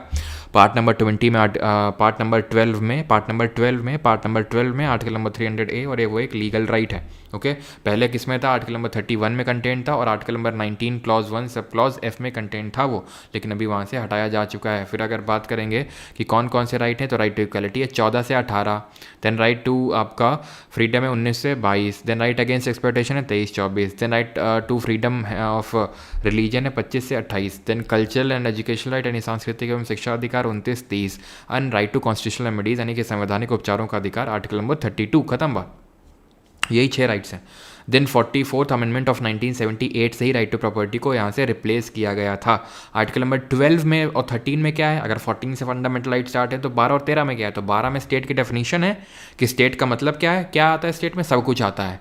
Parliament, state legislature, government of India, government of state, LIC, ONGC, local body, सब कुछ जो एक तरह से आप बोल सकते हैं कि सरकार के द्वारा ऑपरेट करी जाती है, वो सारा चीज कुछ आता है। 13 में क्या है?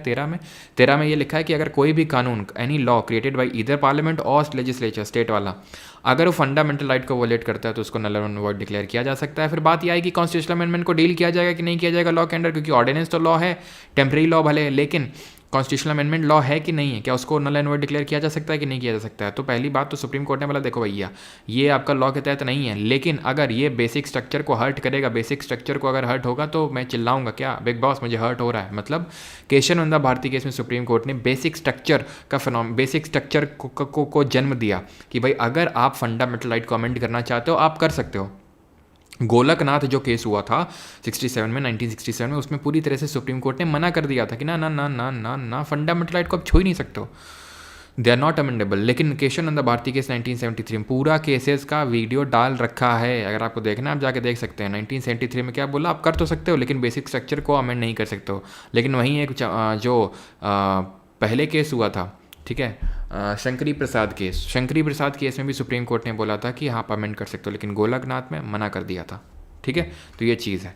पार्ट नंबर 4 में DPSP जो कहाँ से लिया है, आयरलैंड से लिया है। ये आपका 36 से लेकर 51 के बीच में DPSP, और DPSP हम 3 पार्ट में डिवाइड करते हैं, गांधीयन, सोशलिस्टिक और लिबरल इंटेलेक्चुअल। ये हम डिवाइड करते हैं, कॉन्स्टिट्यूशन में कहीं भी इस तरह का क्लासिफिकेशन नहीं लिखा हुआ है DPSP का। ठीक है, DPSP के सारे आर्टिकल मैंने आपको स्टोरी से याद करवा रखे हैं, वो सारे याद होने चाहिए। अच्छा याद है क्या तुम्हें? चलो फिर बताओ जल्दी से। आर्टिकल नंबर 43A में क्या है, आर्टिकल नंबर 44 में क्या, आर्टिकल नंबर 46 में क्या, आर्टिकल नंबर 48 में क्या, आर्टिकल नंबर 49 में क्या, 50 में क्या है, 51 में क्या है, रैंडम बता दो जल्दी जल्दी सब। तो पार्ट 1 में क्या है, पार्ट 1 में तो यूनियन एंड इट्स टेरिटरी है, यानी कि संघ व उसके राज्य क्षेत्र हैं। आर्टिकल नंबर 1 से लेकर 4 तक, 1 से 4 के बीच में दिया हुआ है। 1 में India that is Bharat shall be A union of state. 2 में दिया हुआ स्टैब्लिशमेंट ऑफ न्यू स्टेट, यानी कि अगर कोई फॉरेन टेरिटरी से किसी स्टेट को अंदर लाना है, फॉरेन टेरिटरी को इंडिया का पार्ट बनाना है, तो आर्टिकल नंबर 2। आर्टिकल नंबर 3 की अगर बात करें तो ये फॉर्मेशन ऑफ न्यू स्टेट की बात करता है, जहाँ पर हम स्टेट का या तो नाम चेंज कर सकते हैं, बाउंड्री ऑल्टर कर सकते हैं, एरिया इंक्रीज या डिमिनिश कर सकते हैं। और आर्टिकल नंबर 4 की अगर बात करें तो ये बोलता है आर्टिकल नंबर 2 और 3 के तहत जो भी आप चेंजेस करोगे that shall not be dealt as an amendment under article number 4।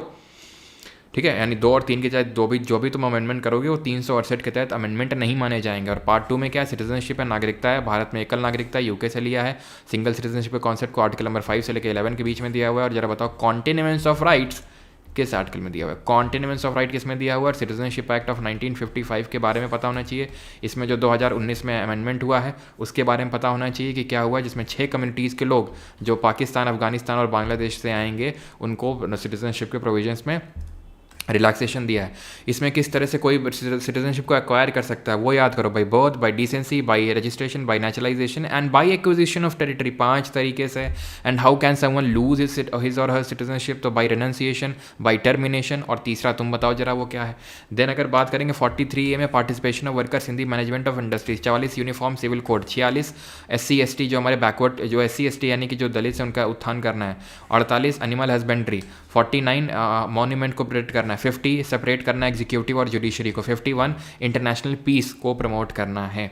Random ऐसे कुछ भी ऐसे तुम रिलेट कर लो भाई, 40 में क्या है, 40 में से तो पंचायत, अच्छा 40 में पंचायत है। देन क्या बच गया 45 में क्या, अर्ली चाइल्डहुड क्या है, कौन से डीपीएसपी को हमने 42nd अमेंडमेंट से जोड़ा था, तो 4 डीपीएसपी को 42nd अमेंडमेंट से जोड़ा गया था, जिसमें अब गरीब मजदूरों के जो बच्चे हैं, ठीक है, उनसे एनवायरनमेंट प्रोटेक्ट करना है। एनवायरनमेंट प्रोटेक्ट करना मतलब 48A, ठीक है। Then free legal aid to the poor 39A, ensuring participation of workers in the management of industries 43A, और ये क्या है LDC goes to PSC 39C, ठीक है, यानी कि चिल्ड्रंस का, बच्चों का उत्थान करना है।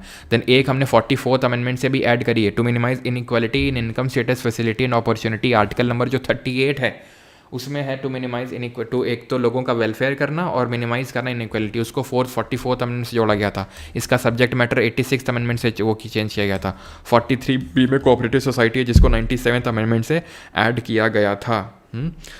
और डीपीएसपी की बात करेंगे तो इनको they resemble the instrument of instruction as contain in the Government of India Act, ऐसा अम्बेडकर जी ने बोला था। और they seek to establish a social and economic democracy. Fundamental right जो है बनाना चाहते हैं पॉलिटिकल डेमोक्रेसी, वहीं डीपीएसपी बनाना चाहते हैं सोशल और इकोनॉमिक डेमोक्रेसी। समझ में आई बात है? कैसा लग रहा है आप तुम जरा बताओगे? 10 सवाल हुए हैं, 10 सवाल बाद तुमको मतलब कैसा लग रहा है मतलब अंदर से? Yes, Ranjan Sharma trace from Karachi session, non justiciable है। Yes, that is the level of participation I want. ठीक है, आप पार्टिसिपेट करो कि भाई हाँ नॉन जस्टिसेबल होते हैं, फंडामेंटल राइट जस्टिसेबल होता है, डीपीएसपी को हम नॉन जस्टिसेबल राइट बोलते हैं। फिर आप रिकॉल करो पार्ट नंबर 4A को, पार्ट नंबर 4A में फंडामेंटल ड्यूटी है, पहले से कॉन्स्टिट्यूशन का पार्ट नहीं थे। 42nd अमेंडमेंट ऑफ 1976 जिसको मिनी कॉन्स्टिट्यूशन बोलते हैं उससे ऐड किया गया, सरदार सोरेन सिंह कमेटी के रिकमेंडेशन पर ऐड किया गया। उसने 8 रिकमेंड करी थी, सरकार ने क्या किया 5 उसकी ली, 5 अपने से डाली, 10 ऐड कर दी 42nd अमेंडमेंट से। लेकिन अभी कितनी है 11वीं, क्योंकि 11वीं नंबर की 86th अमेंडमेंट 2002 से ऐड करी गई थी। देन रिकॉल करो कहाँ पर ऐड है, पार्ट 4A में और आर्टिकल नंबर 51A में। 51A में जितनी वो 11 की 11 ड्यूटी है सब रिकॉल करो, ठीक है। मज़ा आ रहा है मालिक, दिल गार्डन हो गया, बिल्कुल बहुत अच्छा सर जी, मज़ा आ गया। कल एग्ज़ाम है, बस गुदगुदी हो रही है, बस इसीलिए गुदगुदी चाहिए थी। SI यूनिट फोर्स की क्या है, पास्कल की क्या है, पास्कल किसकी होती है, प्रेशर की होती है। अब भाई तुम्हें तो सिर्फ दिमाग चलाना है, मुझे हाथ भी चलाना है, ठीक है, दिमाग भी चलाना है, मुंह भी चलाना है, तुम्हें सिर्फ एक चीज़ चलानी है और वो है तुम्हारा दिमाग, बस। जूल किसकी यूनिट है, वर्क की है, ठीक है। जूल किसकी यूनिट है, एनर्जी की यूनिट है। न्यूटन किसकी यूनिट है, फोर्स की यूनिट है। वॉट किसकी यूनिट है, पावर की यूनिट है, ठीक है। और 1 वॉट में कितने हॉर्स पावर होते हैं, ना, एक हॉर्स पावर में कितने किलो वॉट होते हैं ये बताओ तुम जल्दी से, ठीक है। जो इलेक्ट्रिकल पावर होता है, यू शुड नो कि जो इलेक्ट्रिकल पावर होता है उसका फॉर्मूला हम लिखते हैं ये V into I, that is potential difference into current. इसकी यूनिट क्या होती है, वोल्ट होती है। करंट की यूनिट क्या होती है, एम्पियर होती है, ठीक है। फिर अगर बात करेंगे 1 हॉर्स पावर में कितने किलो वाट होते हैं, तो 0.746 किलो वाट होते हैं। ये चीज़ आपको पता होनी चाहिए। 1 न्यूटन में कितनी डाइन्स होती हैं ज़रा बताओ, 1 न्यूटन में कितने डाउन होते हैं। और 1 कैलोरी में कितने जूल्स होते हैं, तो 1 कैलोरी में 4.18 जूल होते हैं। पास्कल अलग है, ठीक है, पास्कल अलग है, पार्सेक अलग है। पार्सेक जो होती है वो लाइट ईयर की तरह ही प्रकाश वर्ष की तरह ही दूरी की इकाई होती है, डिस्टेंस की यूनिट होती है वो, ठीक है। देन आपको पता होना चाहिए किलो वाट आवर किसकी होती है, ये इलेक्ट्रिकल जो हमारी जो एनर्जी होती है उसकी यूनिट होती है। 1 किलो वाट आवर मतलब 1 यूनिट, ठीक है। 1 किलो वाट आवर में कितने जूल होते हैं, 3.6 इंटू 10 टू द पावर कितने होते हैं 6, ठीक है। जूल, इतने जूल आपको देखने को मिलेंगे 1 किलो वाट आवर में। Which of the following is the correct sequence of layers of the earth from outermost to innermost. बाहर से आप अंदर जाएंगे तो क्या ऑर्डर आपको देखने को मिलेगा, हाँ जी, तो क्या ऑर्डर देखने को मिलेगा फ्रॉम आउटर मोस्ट, तो ठीक है क्रेस्ट मैंटल कोर ख़त्म, ऑप्शन नंबर फर्स्ट। अब यहाँ पर अगर हम थोड़ा सा और डीपर लेवल पे जाएं तो वी नो कि व्हाट इज़ लिथोस्फीयर, स्थल मंडल क्या होता है, पूरा क्रस्ट और अपर सॉलिड पार्ट ऑफ मेंटल, पूरा क्रस्ट और अपर सॉलिड पार्ट ऑफ मेंटल, ये बना जाता है लिथोस्फीयर, स्थल मंडल इसको बोलते हैं, ठीक है। एंड क्रस्ट जाता है 100 किलोमीटर तक, एंड लिथोस्फीयर की अगर बात करेंगे तो ये 200 किलोमीटर तक जाता है। All natural earthquake, remember, all natural earthquake occur in lithosphere. इसके जस्ट नीचे है asthenosphere, that is crust, plus upper solid part of mantle, this दोनों कंबाइन होकर लिथोस्फीयर, उसके नीचे आपको देखने को मिलेगी एस्थेनोस्फीयर, विच इज़ एस्थेनोस का मतलब होता है वीक, तो ये वीक लेयर होती है, ये सेमी मॉल्टन लेयर होती है जो मैग्मा या लावा की बनी होती है। एस्थेनोस्फीयर किसकी बनी होती है? मैग्मा या लावा की बनी हुई होती है, यहीं से मैग्मा या लावा निकलता है। क्लियर है? तो ये चीज़ क्लियर हो गई। देन मैंटल आता है बीच में, मैंटल आपका जाता है अप टू 2900 किलोमीटर, और आपका जो कोर है वो तो एकदम इंटीरियर, अंदर के अर्थ के एकदम इंटीरियर तक जाएगा, जो अर्थ की रेडियस है वहीं तक 6378 किलोमीटर। कोर को दो पार्ट में डिवाइड करते हैं, आउटर कोर लिक्विड होता है, इनर कोर सॉलिड होता है, क्योंकि इतना ज़्यादा प्रेशर होता है तो वो इसी वजह से सॉलिड भी होता है। क्रस्ट को दो पार्ट में डिवाइड करते हैं, कॉन्टिनेंटल क्रस्ट और ओशिनिक क्रस्ट। जो ओशिनिक होता है वो डेंसर होता है और कॉन्टिनेंटल लाइटर होता है। ये बना होता है बसाल्टिक रॉक का और ये बना होता है ग्रेनेटिक रॉक का। कॉन्टिनेंटल बना है ग्रेनेटिक का, ओशिनिक बना है बसाल्टिक रॉक का। क्लियर है? ठीक। और थिक कौन सा है, मोटा कौन है, तो हमने देख लिया कॉन्टिनेंटल वाला है। और बाकी यहाँ पर आप डिसकॉन्टिन्यूटी को याद कर सकते हो कि कोई मुझे रेड गुलाब ला दो। ठीक है, इस तरह से हम डिसकॉन्टिन्यूटी याद करते हैं। कॉनराड आउटर क्रस्ट या upper crust and lower crust. Mantle पूरा क्रस्ट और पूरा mantle. Repetti upper mantle and lower mantle. ठीक है, Gutenberg mantle and core and Lehmann's outer core and inner core के बीच में। ठीक है, तो ऑप्शन नंबर फर्स्ट यहाँ पे सही आंसर होगा। Identify the tournament that does not belong to football. उस टूर्नामेंट की पहचान करें जो फुटबॉल से संबंधित नहीं है। भैया सभी लोग पार्टिसिपेट करो एकदम तगड़े लेवल से।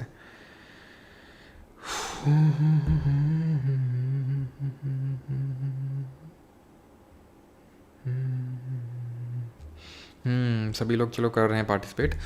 नॉट बिलोंग टू फुटबॉल, तो डूरंड है, ये भी है, रणजी नहीं है, क्रिकेट से है। ठीक है, क्रिकेट की और कौन कौन सी ट्रॉफीज़ हैं, तो देवधर है, दिलीप है। ठीक है, देवधर है, दिलीप है, आपकी ईरानी ट्रॉफ़ी है, तो ये सब क्रिकेट से संबंधित हैं। CK नायडू ट्रॉफ़ी है।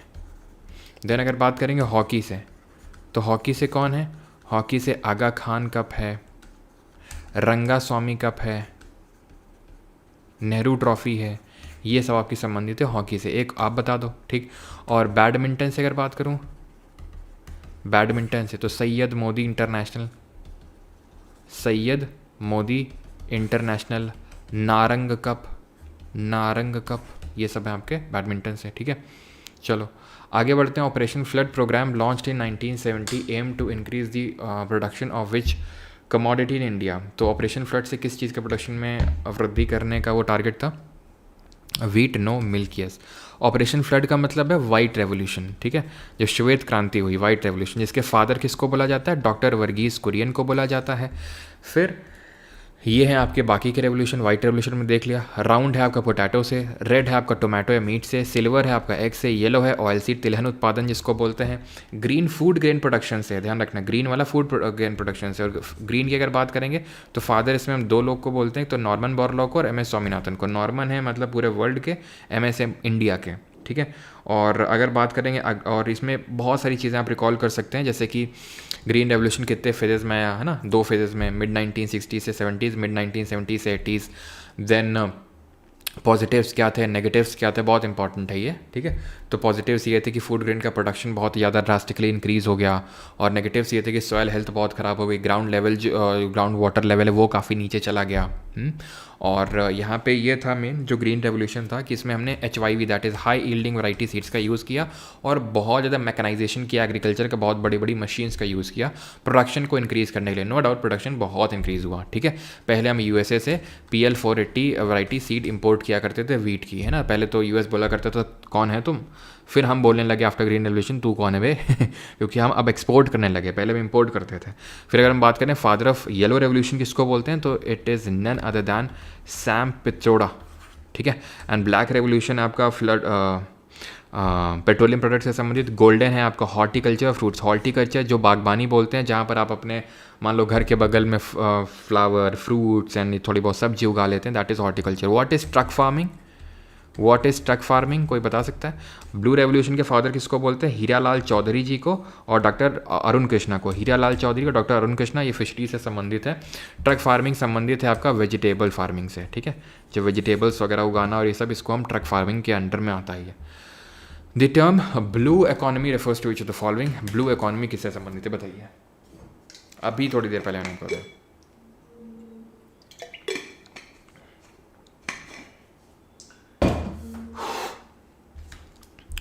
Blue economy, sustainable use of ocean resources, textile, land based renewable energy sources like solar या फिर financial services and global banking. तो पहला बहुत आसान है, ठीक है, ओशन रिसोर्सेज को यूज़ करना, इसको ब्लू इकोनॉमी।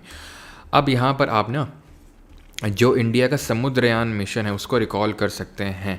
इसके रिगार्डिंग जो शॉर्ट है, कोई ऐसा तो यहाँ पर ऐसा छात्र या छात्रा तो नहीं है जिसको शॉर्ट अभी तक मिला ना हो, हाँ, जो करंट अफेयर का शॉर्ट जो ई बुक आप लोगों को मिली है करंट अफेयर्स के लिए, तो वहाँ पर ये समुद्रयान अगर आपने पढ़ा हो और नहीं भी पढ़ा होगा तो मैं आपको पढ़ाऊंगा। ये अभी हमारी सीरीज़ चली रही है, स्टार्ट ही हुई है, कल हमने नेशनल किया है, रात को 8 बजे आपको इंटरनेशनल का वीडियो मिलेगा।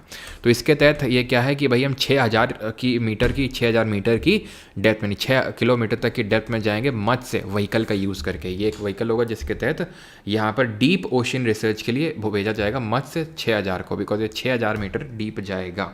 क्लियर है? 4 लोग भेजे जाएंगे, यस। तो ब्लू इकोनॉमी उसी से संबंधित है। आप रिन्यूएबल एनर्जी से रिकॉल कर सकते हैं कि सोलर है, विंड है, टाइडल एनर्जी है, ये सब रिन्यूएबल एनर्जी के सोर्सेज होते हैं। देन आप यहाँ पर कन्वेंशनल और अनकन्वेंशनल सोर्सेज ऑफ एनर्जी को भी क्लासीफाई कर सकते हैं। कन्वेंशनल है जो बहुत पहले से यूज़ करते आ रहे हैं, एग्जाम्पल होगा जैसे कि थर्मल जो कोल से बनती है। तो ये चीज़ एक फंडा ध्यान रखना कि जो भी जो अगर आपको याद करना कि भाई कन्वेंशनल कौन नॉन कन्वेंशनल कौन सा है, तो कन्वेंशनल जो non renewable sources of energy होते हैं ना, जनरली वही कन्वेंशनल होते हैं, और जो अनकन्वेंशनल नॉन कन्वेंशनल है वो रिन्यूएबल वाले हैं। रिन्यूएबल जैसे सोलर, विंड, ये सब अनकन्वेंशनल है, ठीक है। टाइडल ये अनकन्वेंशनल है, बट एक एक्सेप्शन है आपकी न्यूक्लियर या फिर एटॉमिक एनर्जी। ये अनकन्वेंशनल है लेकिन ये नॉन रिन्यूएबल की कैटेगरी में आता है, ठीक है। भारतीय संविधान में निम्नलिखित में से कौन सा अनुच्छेद भारत की द्विसदनीय संसद का प्रावधान करता है? यानी विच of the following articles of the constitution provides for a by cameral parliament in India? 49, 59, 79 या 89? 49 ये तो मॉन्यूमेंट को प्रोटेक्ट करवाता है। 59 ये क्या करता है, जल्दी से बताओ। 59 ये किस में आएगा आपका 59? तो अगर आप इसको याद करोगे तो प्रेसिडेंट में आएगा। आप इसको कैसे याद कर सकते हैं? प्रेम, ट्रैकिंग पे चलना है, सो कम इन टाइम। 62 इम्पीचमेंट किस में है? 61 में है। ओथ 60, 59 कंडीशन ऑफ सर्विस, ले भैया ले लो 79 ऑप्शन नंबर सी, खत्म। ये क्या है? ये बात करता है पार्लियामेंट की। पार्लियामेंट का स्ट्रक्चर ये होता है, क्या होता है? ये होता है, नहीं क्या होता है? ये होता है ये लोकसभा, ये राज्यसभा, ये प्रेसिडेंट है। लोकसभा काउंसिल ये क्या किस नाम से जाना जाता है? House of people, lower house के नाम से, और फर्स्ट चैम्बर के नाम से हिंदी। और ये किस नाम से जाना जाता है? ये काउंसिल ऑफ स्टेट के नाम से, अपर हाउस के नाम से, कॉन्टिन्यूइंग चैम्बर, परमानेंट हाउस के नाम से जाना जाता है। एंड इनके हिंदी नेम अडॉप्ट किए गए थे 1954 में। और इनकी पहली सिटिंग कब हुई थी, जरा ये बता दो कमेंट में। देन अगर बात करेंगे, लोकसभा के मेंबर्स का टर्म 5 साल का होता है, राज्यसभा के मेंबर्स का टर्म 6 साल का होता है। लोकसभा का टर्म 5 साल का होता है, राज्यसभा का कोई टर्म नहीं होता, because it is a permanent house. 1/3 of its member retire after every 2 year. जिस लॉजिक से इनके हर मेंबर का जो टर्म है वो 6 साल का हो जाता है। President is also an integral part of the parliament because no bill can become an act without the assent of the president। तो वो भी पार्लियामेंट का पार्ट है। 79। अब 80 में क्या दिया हुआ है और 81 में क्या दिया हुआ है? तो 80 में दिया हुआ और 82 भी मुझे लगता है इस बार हो सकता है कि पूछ ले। बिल्कुल सही है। 13 मई को दोनों का पहला सिटिंग हुआ था। 17 अप्रैल को कॉन्स्टिट्यूट हुआ था नोबाइन पाल, ठीक है। ये चीज़ ध्यान रखना है आपको। 80 में दिया हुआ है राज्यसभा का कॉम्पोजिशन, 81 में दिया हुआ है लोकसभा का, 82 में डीलिमिटेशन कमीशन परिसीमन आयोग के बारे में दिया हुआ है। अब इसमें दिया हुआ है 250 मैक्सिमम मेंबर हो सकते हैं, जिसमें 238 इलेक्टेड और 12 नॉमिनेटेड। 238 निर्वाचित, और वो भी कैसे निर्वाचित? इनडायरेक्टली निर्वाचित, इनडायरेक्टली इलेक्टेड। कैसे elected? Proportional representation plus single transferable vote, यानी कि अनुपातिक प्रतिनिधित्व और एकल संक्रमणीय मत की जो प्रणाली होती है उससे इनको इलेक्ट किया जाता है। और जो 12 मेंबर जो नॉमिनेट हुए उनको प्रेसिडेंट ने नॉमिनेट किया किसमें? लिसास में, लिटरेचर, साइंस, आर्ट और सोशल सर्विस में, ठीक है। लेकिन जो गवर्नर करता है 1/6 मेंबर को लेजिस्लेटिव काउंसिल में, उसमें लिसास प्लस कोऑपरेटिव सोसाइटी आ जाता है। देन लोकसभा का कॉम्पोजिशन 550 हो सकते हैं मैक्सिमम, 530 राज्य से और 20 आपके यूटी से आएंगे। ये मत समझना ये आपके आएंगे इलेक्टेड और ये आएंगे आपके नॉमिनेटेड, सब इलेक्ट होके आएंगे, ठीक है। डायरेक्टली इलेक्ट होके आएंगे। और किससे? First pass the post system से। कैसे? First pass the post system से इलेक्ट होके आएंगे। और ये है परिसीमन आयोग के बारे में बात करते हैं कि प्रेसिडेंट डिलिमिटेशन कमीशन बना सकता है आफ्टर ईच सेंसस, ठीक है। तो अभी जैसे सेंसस स्टार्ट हो गया है तो 2026 में मोस्ट प्रॉब्ली हो सकता है डिलिमिटेशन कमीशन बने, जिसका मेन काम होता है कि भाई जो मतलब ठीक है वो डिवाइड करना, उसके हम डेप्थ में नहीं जा रहे हैं, ठीक है। चलो अच्छा, आप ये बता दो कि किस में हाउस के समन और एडजर्न मतलब समन प्रोरोग इन सब के बारे में दिया हुआ है। समन करना, प्रोरोग करना जो कौन करता है, समन प्रोरोग ये सब प्रेसिडेंट करता है। समन प्रोरोग डिसॉल्व, समन प्रोरोग डिसॉल्व तीनों प्रेसिडेंट करता है, लेकिन एडजर्न कौन करता है, एडजर्न प्रिसाइडिंग ऑफिसर करता है। जैसे लोकसभा के केस में लोकसभा का स्पीकर करेगा, अध्यक्ष करेगा। ठीक, अब अगले सवाल पे आ जाते हैं जो बात करता है arrange the following space missions in correct chronological order. In space missions को आपको सही ऑर्डर में लगाना है, तो ऑर्डर में लगा दीजिए इनको। चंद्रयान 1, मंगलयान, चंद्रयान 2 और चंद्रयान 3। तो अगर हम बात करेंगे चंद्रयान 1 की, तो इसकी लॉन्च डेट क्या है, तो इसकी है अक्टूबर 2003, नहीं 8 में हुआ था ये। ठीक है, 3 में तो मंगलयान हुआ था। ठीक है, 2003 में मंगलयान, 2008 में चंद्रयान 1। चंद्रयान 2 की अगर बात करेंगे तो जुलाई 2019 में ये लॉन्च हुआ था। चंद्रयान 3 भी जुलाई 2023 में हुआ था, जो कि सक्सेसफुल हुआ था। हमारा जो लैंडर था, ठीक है, और क्या नाम था इसका, विक्रम। और ज़रा बताओ रोवर का क्या नाम था, रोवर का क्या नाम था। तो यहाँ पर पहला आ जाएगा, नहीं, दूसरा, पहला, तीसरा, चौथा, 2 1 3 4 ऑप्शन नंबर। एक सेकेंड, कुछ गलती कर दी क्या? क्या लिख दिया, 13 हो गए, 13 हुआ। माफ़ी, गुस्ताखी माफ। 1 2 3 4, ठीक है, ऑप्शन नंबर सी रोवर इसमें था, प्रज्ञान। ठीक है, 2013 होगा मंगलयान, 3 गलती से लिख दिया वो। ठीक है, चलो भैया आगे बढ़ें। What is India's position in terms of the metro rail network?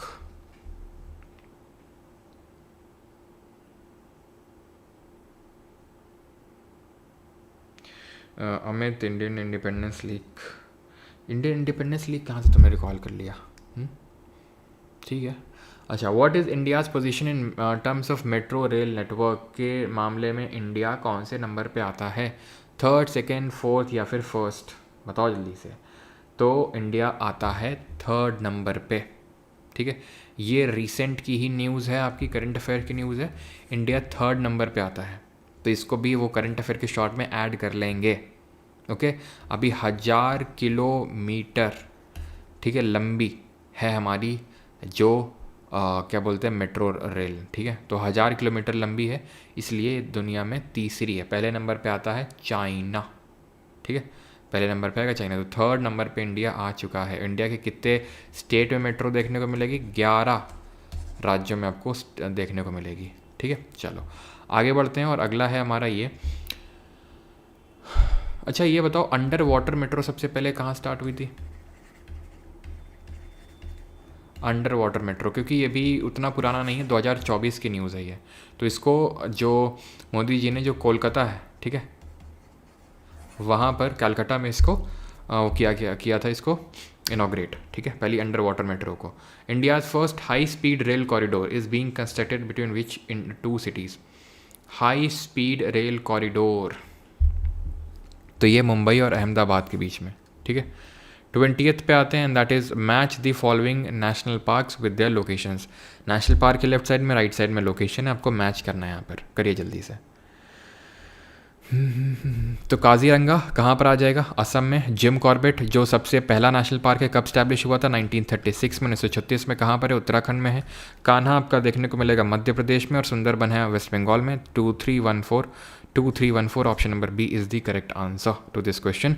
And जो आपका Kaziranga, it is famous for the 1 horned rhino के लिए। ठीक है, जो एक सींग वाला गैंडा उसके लिए फेमस है। आगे बढ़ते हैं। Which of the following phenomena is not associated with monsoons in India? इसमें से कौन सा मानसून से संबंधित नहीं है? Arabian Sea branch, western disturbances, cloud burst या ब्रेक इन रेनफॉल? अब अच्छा क्वेश्चन है, इस पर हम डिटेल में डिस्कशन करेंगे। अब बताओ पहले तो आंसर।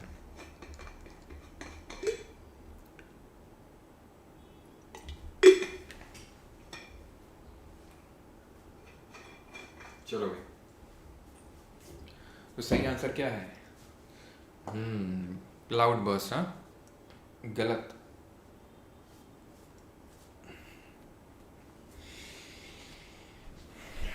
सही आंसर होगा यहाँ पे option number B, western disturbances, क्योंकि इसका मानसून से लेना देना नहीं है। वेस्टर्न डिस्टर्बेंसेस का लेना देना है विंटर से। जो विंटर्स की रेनफॉल होती है वो इसी वजह से होती है, वेस्टर्न डिस्टर्बेंसेस जो मेडिटेरेनियन सी के आसपास जो ओरिजिनेट हुए हैं उनको कैरी करके लाता है जेट स्ट्रीम, जो जेट धाराएं वो कैरी करके लाती हैं और इंडिया के जो नदर्न पार्ट है वहाँ पर बारिश करती हैं। एंड जो ये विंटर की रेनफॉल होती है, ये जो विंटर की रेनफॉल होती है ये बहुत ही हेल्पफुल होती है जो राबी की फसल है, जैसे कि फॉर एग्जांपल गेहूँ हो गया है ना, ये सब लाही हो गई ना, कि जो मस्टर्ड है, वीट है, इन सब के लिए बहुत इंपॉर्टेंट होती है वेस्टर्न डिस्टर्बेंसेस की रेनफॉल, जिसको कि राजस्थान में मावठ के नाम से जानते हैं। अब हम मानसून की थोड़ी चर्चा करते हैं। माहौल भी इस समय मानसून वाला चल रहा है, आपको पता है कि यहाँ से विंड आती है जो रिवर्स कर देती है अपना डायरेक्शन, इसीलिए मौसम वर्ड से आया है मानसून शब्द, जो कि एक अरबी भाषा का शब्द है जिसका मतलब होता है सीजनल रिवर्सल ऑफ विंड। और ये जो है साउथ वेस्ट डायरेक्शन से एंटर करती हैं तो इसको हम साउथ वेस्ट मानसून के नाम से जानते हैं। और ये जो साउथ वेस्ट मानसून है ये दो पार्ट में डिवाइड हो जाता है। ये तो है आपकी एक अरेबियन सी ब्रांच और ये है आपकी बे ऑफ बंगाल ब्रांच, यानी कि बंगाल की खाड़ी वाली ब्रांच। अब ये जो अरेबियन सी ब्रांच है यहाँ पर है आपकी नर्मदा रिवर, तो ये भी 3 पार्ट में डिवाइड हो जाती है। एक तो यहाँ पर हिट करती है, एक अरावली के पैरेलल निकल जाएगी और एक इसके पैरेलल निकल जाती है नर्मदा वैली के पैरेलल। तो 3 ब्रांचेस में ये सब ब्रांचेस में डिवाइड हो जाती है। क्लियर? देन ये जो बे ऑफ बंगाल ब्रांच जाती है, सबसे पहले यहाँ पर मिलेगी जो करबी एंगलोंग प्लेट्यू है, दैट इज़ गारो, खासी और जयंतिया हिल्स। यहीं पर खासी हिल्स में मौसिन राम पड़ता है, चेरापूंजी पड़ता है, जहाँ पर highest rainfall in the world record होती है। देन बे ऑफ बंगाल को ये डिफ्लेक्ट कर देता है यहाँ पर, देन इन दोनों का मिलन होता है पंजाब के प्लेन्स में, मिलन होता है इन दोनों का, ये चीज़ आपको पता होनी चाहिए। देन अगर हम बारिश की बात करें तो सबसे पहले तो वेस्टर्न साइड ऑफ वेस्टर्न घाट, ये जो है ये वाला रीजन यहाँ पर होगी, ठीक है, प्लस अंडमान निकोबार में होगी, प्लस यहाँ पे होगी सबसे ज़्यादा बारिश, ठीक है। इसीलिए एवरग्रीन फॉरेस्ट भी, सदाबहार वन भी आपको यहीं पर देखने को मिलते हैं। देन अगर बात करें तो इसका क्या होता है, अब लौटना होगा। कब लौटना होगा मानसून का? और हाँ, ये मानसून आता कब है? अराइवल होता है फर्स्ट वीक ऑफ जून में और 15 जुलाई तक पूरे भारत को ये कवर कर लेता है। जब ये निकलना स्टार्ट होता है तो सबसे पहले नॉर्थ वेस्टर्न पार्ट से निकलता है, बिकॉज ये लैंड से अब विंड चल रही हैं तो बारिश नहीं करेंगी, ठीक है। तो जो रिट्रीटिंग मानसून होता है, लौटता हुआ मानसून, वो बारिश नहीं करता है। फिर किसी कारणवश इनका जो डायरेक्शन होता है वो कुछ इस तरह से हो जाता है जिसकी वजह से ये जो कोरोमंडल कोस्ट है, कोरोमंडल तट है, वहाँ पर बारिश करता है ये नॉर्थ ईस्ट मानसून। इसको बोलते हैं रिट्रीटिंग मानसून को नॉर्थ ईस्ट मानसून बोलते हैं, बिकॉज ये नॉर्थ ईस्ट साइड से आ रहा है इसलिए, ठीक है। रिट्रीटिंग मानसून या नॉर्थ ईस्ट मानसून, बिकॉज ये नॉर्थ ईस्ट साइड से आ रहा है और यहाँ पर ये बारिश करता हुआ जाएगा कोरोमंडल कोस्ट पे। और जो तमिलनाडु वाला एरिया है यहाँ पर खूब बारिश होती है सर्दियों के टाइम पे, यहाँ पर समर ड्राई रहता है, इसीलिए कोयपन क्लाइमेटिक क्लासिफिकेशन यहाँ का क्या आता है, ये आता है ट्रॉपिकल समर ड्राई, क्योंकि यहाँ पर विंटर्स में रेनफॉल होती है। इसकी वजह से विंटर रेनफॉल वो वेस्टर्न डिस्टर्बेंसेस वाली नहीं, वो तो नॉर्थ इंडिया में बारिश करेगा। यहाँ पर ये रिट्रीटिंग मानसून की वजह से अक्टूबर नवंबर के टाइम पे बारिश होती है। Is that clear?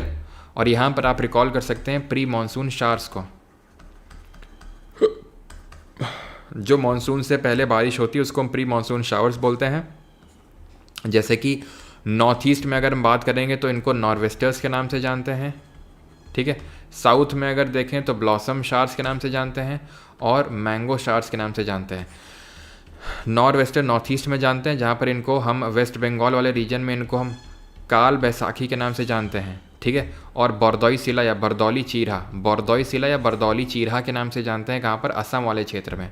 Blossom showers कहाँ पे जाने जाते हैं? केरला एंड कोस्टल कर्नाटका में ब्लॉसम शावर्स, बिकॉज ये कॉफ़ी के फ्लावर की ब्लॉसमिंग में हेल्प करते हैं। और मैंगो शावर अगर बात करेंगे तो ये भी केरला और कर्नाटका में। ये कहाँ है? केरला और कोस्टल एरिया ऑफ कर्नाटका में। ये आपके केरला और कर्नाटका में मैंगो शावर्स, ठीक है। मैंगो की राइपनिंग में हेल्प करते हैं। मानसून से पहले जो बारिश होती है उसको हम प्री मानसून शावर बोलते हैं। क्लियर है? ठीक, आगे बढ़ते हैं अभी। विच of the following statement about the DRDO's him कवच सिस्टम इज करेक्ट? DRDO के हिम कवच प्रणाली के बारे में निम्नलिखित में से कौन सा कथन है सही है? मतलब भैया ये क्वेश्चन कर सकते हो, ठीक है। ये आपका उसमें है, ठीक है, जो शॉर्ट आपको मिला है करंट अफेयर्स का, उसमें ये दिया हुआ है। इसको DRDO ने डेवलप किया है। The system is effective in temperature ranging from 20 degree Celsius to -60 degree Celsius, ठीक है। चलो, the Himalayas outermost range is called as. तो हिमालय के आउटर मोस्ट रेंज को क्या बोलते हैं ये आपको बताना है। तो अगर हम बात करेंगे तो कुछ इस तरह से हिमालय का फॉर्मेशन हुआ, जहाँ पर इंडियन प्लेट क्या हुई, ऊपर आई, ठीक है। काफ़ी मिलियंस, लगभग 150 मिलियन साल पहले यहाँ पर मूवमेंट, अपवर्ड मूवमेंट स्टार्ट हुआ। देन ये कोलाइड करी यूरेशियन प्लेट के साथ। जब कोलाइड करी तो यहाँ पर सीरीज़ ऑफ माउंटेन का फॉर्मेशन हुआ। उस सीरीज़ ऑफ माउंटेन में सबसे पहले जो रेंज बनी वो ट्रांस हिमालय रेंज है। वो माना जाता है कि ये पहले ही, चलो वो छोड़ दो अभी, ठीक है। ट्रांस हिमालय रेंज है, देन आपका ग्रेट हिमालय है, देन आपका मिडल हिमालय है, देन आपका शिवालिक है। ओके, शिवालिक है। तो ग्रेट हिमालय को हिमाद्री के नाम से जानते हैं, मिडिल हिमालय को हिमाचल के नाम से जानते हैं, या फिर लेसर हिमालय के नाम से जानते हैं, शिवालिक को आउटर हिमालय, इनको बोलते हैं इनर हिमालय। ग्रेट हिमालय को इनर हिमालय, शिवालिक को बोलते हैं आउटर हिमालय, और मिडिल हिमालय को मिडिल हिमालय। सिंपल, ठीक है। हिमाचल, लेसर हिमालय। अब ट्रांस हिमालय को आपको ये पता होना चाहिए कि 3 माउंटेन रेंजेस से मिलकर बनता है, काराकोरम, लद्दाख और जंस्कार। इन 3 माउंटेन रेंजेस से मिलकर बनता है। काराकोरम में आपको देखने को मिलेगा इंपॉर्टेंट ग्लेशियर जैसे सियाचिन, हिस्पर, बालटोरो एंड बाइफो, ठीक है। सियाचिन 1984 में हुआ था operation Meghdoot. It is the second longest non polar glacier. Longest कौन सा? फेडचेंको है। कहाँ है? ताजिकिस्तान में। ये इसमें की इसकी जो एवरेज हाइट है 6000 मीटर है, और इसका जो कोर है ये ग्रेनाइट का बना हुआ है, इसका कोर, ठीक है। और ये एसिमेट्रिकल है, ये एसिमेट्रिकल है, ग्रेनाइट का कोर बना हुआ है। 6000 मीटर एवरेज हाइट है। इसकी एवरेज हाइट 4000 मीटर है। शिवालिक की एवरेज हाइट 1000 मीटर है। ये चीज़ आपको पता होनी चाहिए। हिमालय की जो विड्थ है वो यहाँ से, दैट इज़ वेस्ट से ईस्ट में आने में कम होती जाती है। जैसे शिवालिक की अगर बात करें तो ये ईस्ट में एब्सेंट हो जाता है। क्यों? क्योंकि इसकी जगह ले लेता है दुआर। दुआर ही जो है टी के कल्टीवेशन के लिए बहुत अच्छा माना जाता है। ये चीज़ आपको पता होना चाहिए। ग्रेट हिमालय में बहुत हाईएस्ट पीक्स देखने को मिलती है, जैसे कि माउंट एवरेस्ट जो है आपको यहीं पे देखने को मिलेगा 8848 मीटर के साथ। वहीं पर अगर बात करेंगे तो वर्ल्ड की हाईएस्ट पीक है माउंट एवरेस्ट 8848 मीटर। वहीं अगर बात करें इंडिया में जो हाईएस्ट पीक है वो है माउंट कंचनजंगा, जो कि पड़ता है सिक्किम में। इसकी हाइट कितनी है? जल्दी बताओ, इसकी हाइट कितनी है कंचनजंगा की, जल्दी से। फिर अगर बात करेंगे यहाँ पर जो क्वेश्चन पूछा है आउटर मोस्ट रेंज कौन सी है, तो आउटर मोस्ट है आपकी कौन सी? शिवालिक है। और यहाँ पर बात करें अगर हम कि लेसर हिमालय और शिवालिक के बीच में क्या देखने को मिलता है, लेसर और हिमालय शिवालिक के बीच में दून देखने को मिलता है। दून क्या होता है? दून होता है लॉन्गिट्यूडनल वैली होता है। सबसे बड़ा कौन सा है? देहरादून है। इनका तुम्हें रीजनल डिवीजन भी पता होना चाहिए, जैसे कि इंडस है, सतलज है, देन काली है। तो इनके बीच में कौन हिमालय है? इंडस सतलज के बीच में तो आईपीएस पंजाब हिमालय है। सतलज और काली के बीच में कुमाऊं हिमालय है। काली और तीस्ता के बीच में नेपाल हिमालय है। तीस्ता और ब्रह्मपुत्रा के बीच में असम हिमालय है। तो ये चीज़ आपको ध्यान में रखनी है, ठीक है। फिर अगर बात करेंगे तो कंचनजंगा की हाइट कितनी है, तो कंचनजंगा 85-86 मीटर की है, ठीक है। ये चीज़ आपको ध्यान में रखना है। कहीं कहीं पे कंचनजंगा की जगह K2 गॉडविन ऑस्टिन को बोल देता है इंडिया के हाईएस्ट पीक है, लेकिन वो थोड़ा सा पीओके वाले क्षेत्र में पड़ जाता है, इसलिए फिर हम ज़्यादा जो है लड़ाई झगड़ा करते नहीं, और फिर बोल देते हैं ठीक है इंडिया के हाईएस्ट पीक अगर K2 ऑप्शन में तो K2 मार्क करोगे, और अगर फिर कंचनजंगा तो कंचनजंगा में, दोनों है तो K2 मार्क करोगे फिर, ठीक है। और K2 की हाइट कितनी है? 8611 मीटर है। ये वर्ल्ड की highest peak Everest, K2 second highest, Kanchenjunga third highest, and fourth highest peak कौन सी है? माउंट लॉत्से है, वो जो तिब्बत में पड़ती है। लॉत्से की कितनी है? लॉत्से की है 8516 मीटर, ठीक है। और मिडिल हिमालय या फिर जो लेसर हिमालय है उसको हम जो कश्मीर में पीर पंजाल के रेंज के नाम से जानते हैं, हिमाचल में दौलाधर रेंज के नाम से जानते हैं, उत्तराखंड में नाग तिब्बा के नाम से जानते हैं। एंड आपको बताना है हिमालय में हमें क्या देखने को मिलता है जिसका नाम के से स्टार्ट होता है, जो वहाँ की लोकल वैरायटी ऑफ केसर के लिए बहुत ही फेवरेबल होता है, बहुत ही सूटेबल होता है। ये आपको बताना है क्या होता है वो। Which colour of light has the shortest wavelength? बताइए जल्दी से।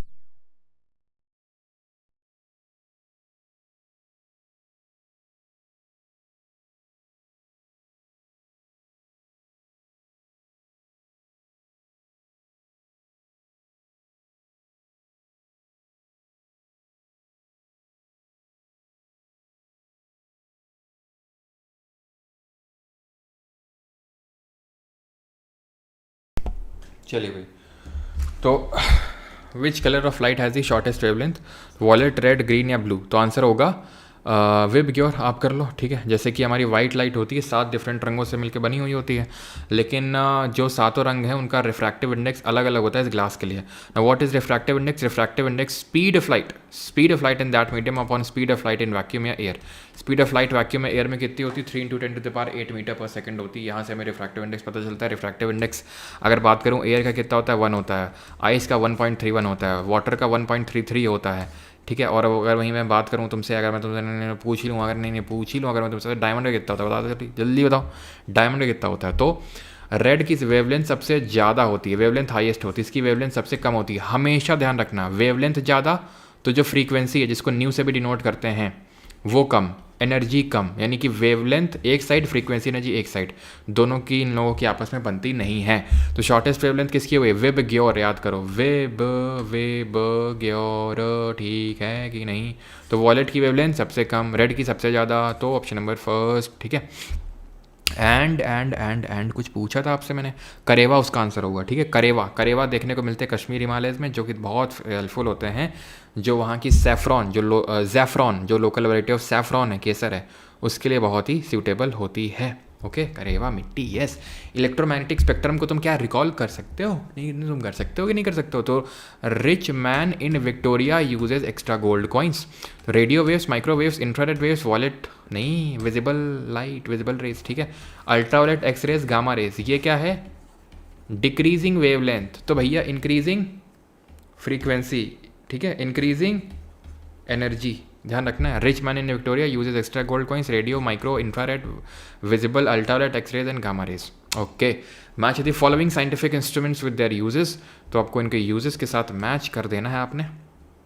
बैरोमीटर, थर्मोमीटर, एनमोमीटर, सिस्मोग्राफ, जल्दी करो भैया, match match match match. Barometer तो बैरोमीटर क्या है? बैरोमीटर कहाँ हो? प्रेशर, ठीक है, 3। अच्छा, आपसे एक क्वेश्चन पूछता है कि बैरोमीटर में अगर एकदम सडन डिक्लाइन हो जाए रीडिंग में, तो उसका मतलब क्या है? उसका मतलब है कि भयंकर तूफान आने वाला है। अगर बैरोमीटर में एकदम सडन ड्रॉप हो जाए रीडिंग का, तो बैरोमेट्रिक सडन ड्रॉप इंडिकेट्स तूफान, आंधी, ठीक है। थर्मोमीटर टेम्परेचर को मेजर करता है। अच्छा, कौन सा टेम्परेचर होता है जिसमें degree Celsius and Fahrenheit same value show करते हैं? एनोमीटर क्या करता है? एनोमीटर आपका विंड स्पीड को मेजर करेगा, जिसमें कि आपका आ जाएगा कौन सा? 2। एंड सीस्मोग्राफ की अगर बात करेंगे तो क्या आ जाएगा आपका? अर्थक्वेक, ठीक है, 4। तो 3, 1, 2, 4, ऑप्शन नंबर 2। अच्छा, अर्थक्वेक की स्टडी को सीस्मोलॉजी बोलते हैं। अर्थक्वेक की अगर बात करेंगे, अर्थक्वेक वेव्स की, तो 2 तरह की होती हैं, एक तो होती हैं बॉडी वेव, एक होती हैं सरफेस वेव्स। बॉडी वेव 2 तरह की होती हैं, P wave, S wave. Earthquake जहाँ से ओरिजिनेट होता है उसको बोलते हैं हाइपोसेंटर या फोकस, हाइपोसेंटर या फोकस बोलते हैं, ठीक है। चारों दिशाओं में जाता है। जहाँ सबसे पहले अर्थ सरफेस को मीट करता है उसको बोलते हैं भूकंप का एपिसेंटर, जहाँ डिस्ट्रक्शन सबसे ज़्यादा होता है, ठीक है। पी वेव, एस वेव, हमारे यहाँ पे केमिस्ट्री के टीचर हुआ करते थे, वो ज़्यादा को ज़्यादा बोलते थे, तो मेरी भी आदत पड़ गई ज़्यादा को ज़्यादा बोलने की, ठीक है। तो पी वेव और एस वेव, तो पी वेव की अगर बात करेंगे, ठीक है, पी वेव की अगर बात करेंगे तो ये सबसे जल्दी रीच होती हैं, fastest to be recorded in the first to be recorded in the seismograph, because सबसे फास्टेस्ट होती हैं, देन ये होती हैं। पी वेव जो होती हैं साउंड वेव को रिजेंबल करती हैं, सॉलिड में सबसे ज़्यादा स्पीड होती है, देन लिक्विड में, देन गैस में इनकी स्पीड होती है, ठीक है, साउंड वेव को रिजेंबल करती हैं। एस वेव जो है सिर्फ सॉलिड में ही ट्रैवल कर सकती हैं। और अगर बात करें सरफेस वेव, सबसे ज़्यादा डिस्ट्रक्टिव होती हैं, सबसे लेट पहुँचती हैं, सबसे भयंकर डिस्ट्रक्शन करती हैं। जब बॉडी वेव सरफेस से मिल जाती हैं, रॉक वगैरह से, चट्टान वगैरह से, तो वो क्या कर देती हैं, वो जो है अपना नेचर चेंज कर देती हैं, बॉडी से सरफेस वेव्स बन जाती हैं, ठीक है। डिग्री सेल्सियस फ़ारेनहाइट जो है -40 डिग्री सेल्सियस में दोनों सेम वैल्यू शो करती हैं। अगर आप कन्वर्जन जानना चाहें तो इस तरह से कन्वर्जन हो जाता है फ़ारेनहाइट सेल्सियस का, ठीक है। अगर यहाँ पर -42 रखूँगा और सॉरी 40 रखूँगा तो यहाँ पर ठीक है। 25th, which of the following is not considered as the reason for the failure of the third 5-year plan in achievement of its targets. ना, अब हमें पता है 5-year प्लान कब स्टार्ट हुए, तो 5-year प्लान 1951 से स्टार्ट होता है with the formation of the planning commission, योजना आयोग, and also the national development council. दोनों का चेयरमैन कौन होता था? प्राइम मिनिस्टर होता था। पहला 5-year प्लान 1951 से 56 तक रन किया, हैरड डोमर मॉडल पे बेस्ड था ये हमें पता होना चाहिए। एंड यहाँ पर एग्रीकल्चर पे मेन फोकस किया गया था, डैम्स वगैरह कंस्ट्रक्ट किए गए थे। सेकंड 5-year प्लान की बात करेंगे 1956 से लेकर 61 के बीच में था। एंड इसमें जो है रैपिड इंडस्ट्रियलाइजेशन, तेज़ी से औद्योगिकरण जो है यहाँ पर गोल को रखा गया था, ठीक है। और यहाँ पे 3 स्टील प्लांट्स को सेटअप किया गया था। 3 स्टील प्लांट कौन कौन से थे? तो एक तो दुर्गापुर था जो वेस्ट बंगाल में, किसकी हेल्प से सेटअप किया? दुर्गा जी की पूजा करी यूके के साथ मिलकर। देन आपकी भिलाई पिलाई किसकी करी? पाकिस्तानी करी, किसके साथ मिलकर? रशिया के साथ मिलकर। तो रशिया की हेल्प से सेटअप किया। भिलाई कहाँ पड़ता है? छत्तीसगढ़ में पड़ता है। दुर्गापुर कहाँ पड़ता है? वेस्ट बंगाल में पड़ता है। और तीसरा बचिया कौन? नहीं कौन? तो आपका ये हो गया वेस्ट बंगाल में, ये हो गया छत्तीसगढ़। उड़ीसा में कौन कहलाए? तो उड़ीसा में राउरकेला, केला खाया जर्मनी के साथ, और ये कहाँ पे? उड़ीसा में। तो जर्मनी के हेल्प से राउरकेला वाला स्टील प्लांट बनाया हमने, ओके। देन अच्छा, थर्ड 5-year प्लान पे आता है, और ये किस मॉडल पे बेस्ड था? दूसरा वाला पीसी महालनोबिस मॉडल पे बेस्ड था। देन तीसरा वाला तीसरा वाला क्या था, तीसरा वाला फेल हो गया था क्योंकि चाइना के साथ 1962 में वॉर हो गया, 65 में पाकिस्तान के साथ हो गया और भयंकर सूखा पड़ गया, गवर्नमेंट कुछ चेंज नहीं हुई थी। तो 1961 से लेकर 66 तक क्या था, थर्ड 5 ईयर प्लान था। देन 1966 से लेकर 69 तक कोई 5 ईयर प्लान नहीं था, हमने छुट्टियाँ मनाई, ठीक है, प्लान हॉलीडेज चले। और उसके बाद फिर फोर्थ 5 ईयर प्लान स्टार्ट हुआ 69 से लेकर 74 तक चला, फिफ्थ पांचवा पंचवर्षीय योजना, एकमात्र पंचवर्षीय योजना था जो 5 साल नहीं चल पाया। देख रहे हो आयरनी। तो ये फिफ्थ था, क्यों नहीं चल पाया, बिकॉज यहाँ पर गवर्नमेंट चेंज हो गई अभी। और इसके बाद 1978 से लेकर 80 तक क्या हुआ, रोलिंग प्लान आया। क्या आया, रोलिंग प्लान आया। क्लियर। जो थर्ड वाला था वो ध्यान रखना है, वो आपका गडगिल फॉर्मूले पे बेस्ड था। फोर्थ वाला रुद्र एलन मॉडल पे बेस्ड था। फिफ्थ वाला आपका डीपी धर मॉडल पे बेस्ड था। फिफ्थ वाला डीपी धर, ये रुद्र एलन मॉडल, और तीसरा वाला गडगिल। अगर तीसरा वाला ऑप्शन में ना हो गडगिल पूछ ले तो चौथा टिक कर देना, फिर कहीं कहीं पे चौथा भी दिया रहता है, ठीक है। तो ये चीज़ है, आपको ध्यान रखनी है, ठीक। क्लियर। किसी को भी ऐसा लगे कि ये टॉपिक में हमारा कमांड नहीं है तो ढेरों वीडियोज़ हैं चैनल पे, वो टॉपिक सर्च करो, वीडियो FRB की वीडियोस मिल जाएंगी, वैसे वीडियोस मिल जाएंगी, उस पर करो। जैसे कि 5 ईयर प्लान एक थोड़ा सा इंपॉर्टेंट टॉपिक है, लेकिन बाकी तो देखते हैं कल नया वेंडर क्या क्या कमाल दिखाता है, उसी के हिसाब से एक्सपेक्टेड मैं आपको बताऊंगा। लेकिन अगर आपका मतलब कल ही है, ठीक है, कल या परसों में ही, तो आप एक बार रिवाइज कर सकते हैं 5 ईयर प्लान को। बाकी तो कल काफ़ी हद तक काफ़ी सारी चीज़ें क्लियर हो जाएंगी अपने को, ठीक है। सर इंग्लिश वाले सर को बोलो ना वो कैब को कंटिन्यू करने, बोल कर धोखा क्यों दे रहे हैं। करण कुमार रुक जाओ, धोखा नहीं दे रहे हैं, वो कुछ कॉम्पोजिशन दे रहे हैं आपको। कुछ बताया गया था कि नहीं, आपको बताया गया था कि आपको कुछ एक शॉर्ट वीडियोस मिलने वाले हैं जिसमें कि आपको एक वोकैबुलरी का मिल चुका है 7 घंटे का वीडियो। 7 घंटे का वीडियो ऐसे तो नहीं बन जाता है, और बन भी जाता है तो उसमें फर्जी का कंटेंट तो नहीं डालते हैं सर। सर तो एकदम काफ़ी मेहनत कर करके रिफाइन करके कंटेंट डालते हैं, तो टाइम तो लगता है ना। तो फिर रुक जाओ कल तक, और कल आपको वो कैब का एक कंप्लीट वीडियो मिलेगा, ठीक है, आपके स्टेनो और सिलेक्शन पोस्ट एग्जाम के लिए, जो बहुत हेल्पफुल रहेगा, ठीक है। कल आपको पूरी तरीके से मोस्ट प्रॉब्ली मिल जाएगा, ओके।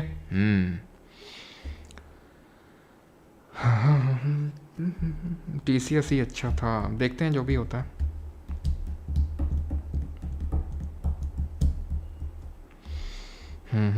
गरीबी हटाओ, फिफ्थ 5 ईयर प्लान बिल्कुल सही है, गरीबी हटाओ, ठीक है। अब जैसे दूसरा वाले का, पहले का मैंने बता दिया, दूसरे का बता दिया, तीसरे का आप रिकॉल कर सकते हैं कि तीसरे का था self reliant and self generative economy. Fourth का क्या था, फोर्थ का था कि रैपिड मतलब ग्रोथ विथ सस्टेनेबिलिटी, है ना, वो था हमारा। एंड अगर बात करेंगे मतलब sorry stability not sustainability, growth with stability. Then fifth में अगर बात करेंगे गरीबी हटाओ वगैरह था, ठीक है। सेवन्थ में क्या था, पहले 3 5 ईयर प्लान में नेहरू प्रधानमंत्री थे, अगले 3 में यानी 4 5 6 में इंदिरा गांधी थी, 7वें वाले में राजीव गांधी थे, 8वें वाले में अटल बिहारी PV नरसिम्हा राव, 9वें में अटल बिहारी वाजपेयी, 10वें में वाजपेयी प्लस मनमोहन, 11वें में मनमोहन, 12वें में मनमोहन। 12वां कंप्लीट हो नहीं पाया, 2012 से 17 तक होना था, लेकिन 2012 से 14 तक ही हो पाया, बिकॉज 2014 में सरकार गई चेंज और उसने प्लानिंग कमीशन और 5 ईयर प्लान सबको अबैंडन कर दिया एंड नीति आयोग की स्टैब्लिशमेंट कर दी। यू शुड नो कि 7th 5 ईयर प्लान में FWP food work any employment और प्रोडक्टिविटी के टारगेट थे राजीव गांधी के टाइम पे जो हुआ था। देन 11th वाले में था रैपिड एंड इंक्लूसिव ग्रोथ, और 12th में था rapid inclusive and sustainable growth, ठीक है। फैटमैन में है ये सब, बिल्कुल है, बिल्कुल है, फैटमैन में बहुत कुछ है। चलो भाई आगे बढ़ते हैं, तो बताओ भैया। हाँ भाई स्पैम क्यों कर रहे हो, फैटमैन में है, ये मिल जाएगा आपको। अगर यहाँ मैं करवा रहा हूँ तो फैटमैन में तो होगा ही होगा, इट गोज़ विदाउट सेइंग।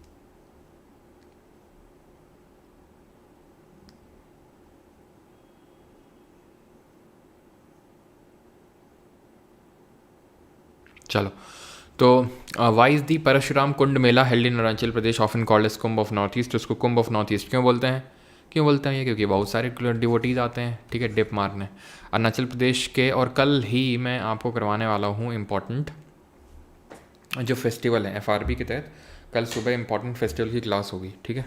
तो आप उसको अटेंड कर सकते हैं। हाँ जी, अब आ जाते हैं बैटल्स पे। Arrange the following battles in chronological order, निम्नलिखित लड़ाइयों को कलानुक्रमिक क्रम में व्यवस्थित कर दें। Plassey, Buxar, first Anglo Mysore war and third battle of Panipat. तो प्लासी हुआ कब? 1757 में। बक्सर हुआ 1764 में। एंग्लो मैसूर वॉर फर्स्ट वाला। अब एंग्लो मैसूर वॉर टोटल कितने हुए? 4 हुए, ठीक है। कितने हुए?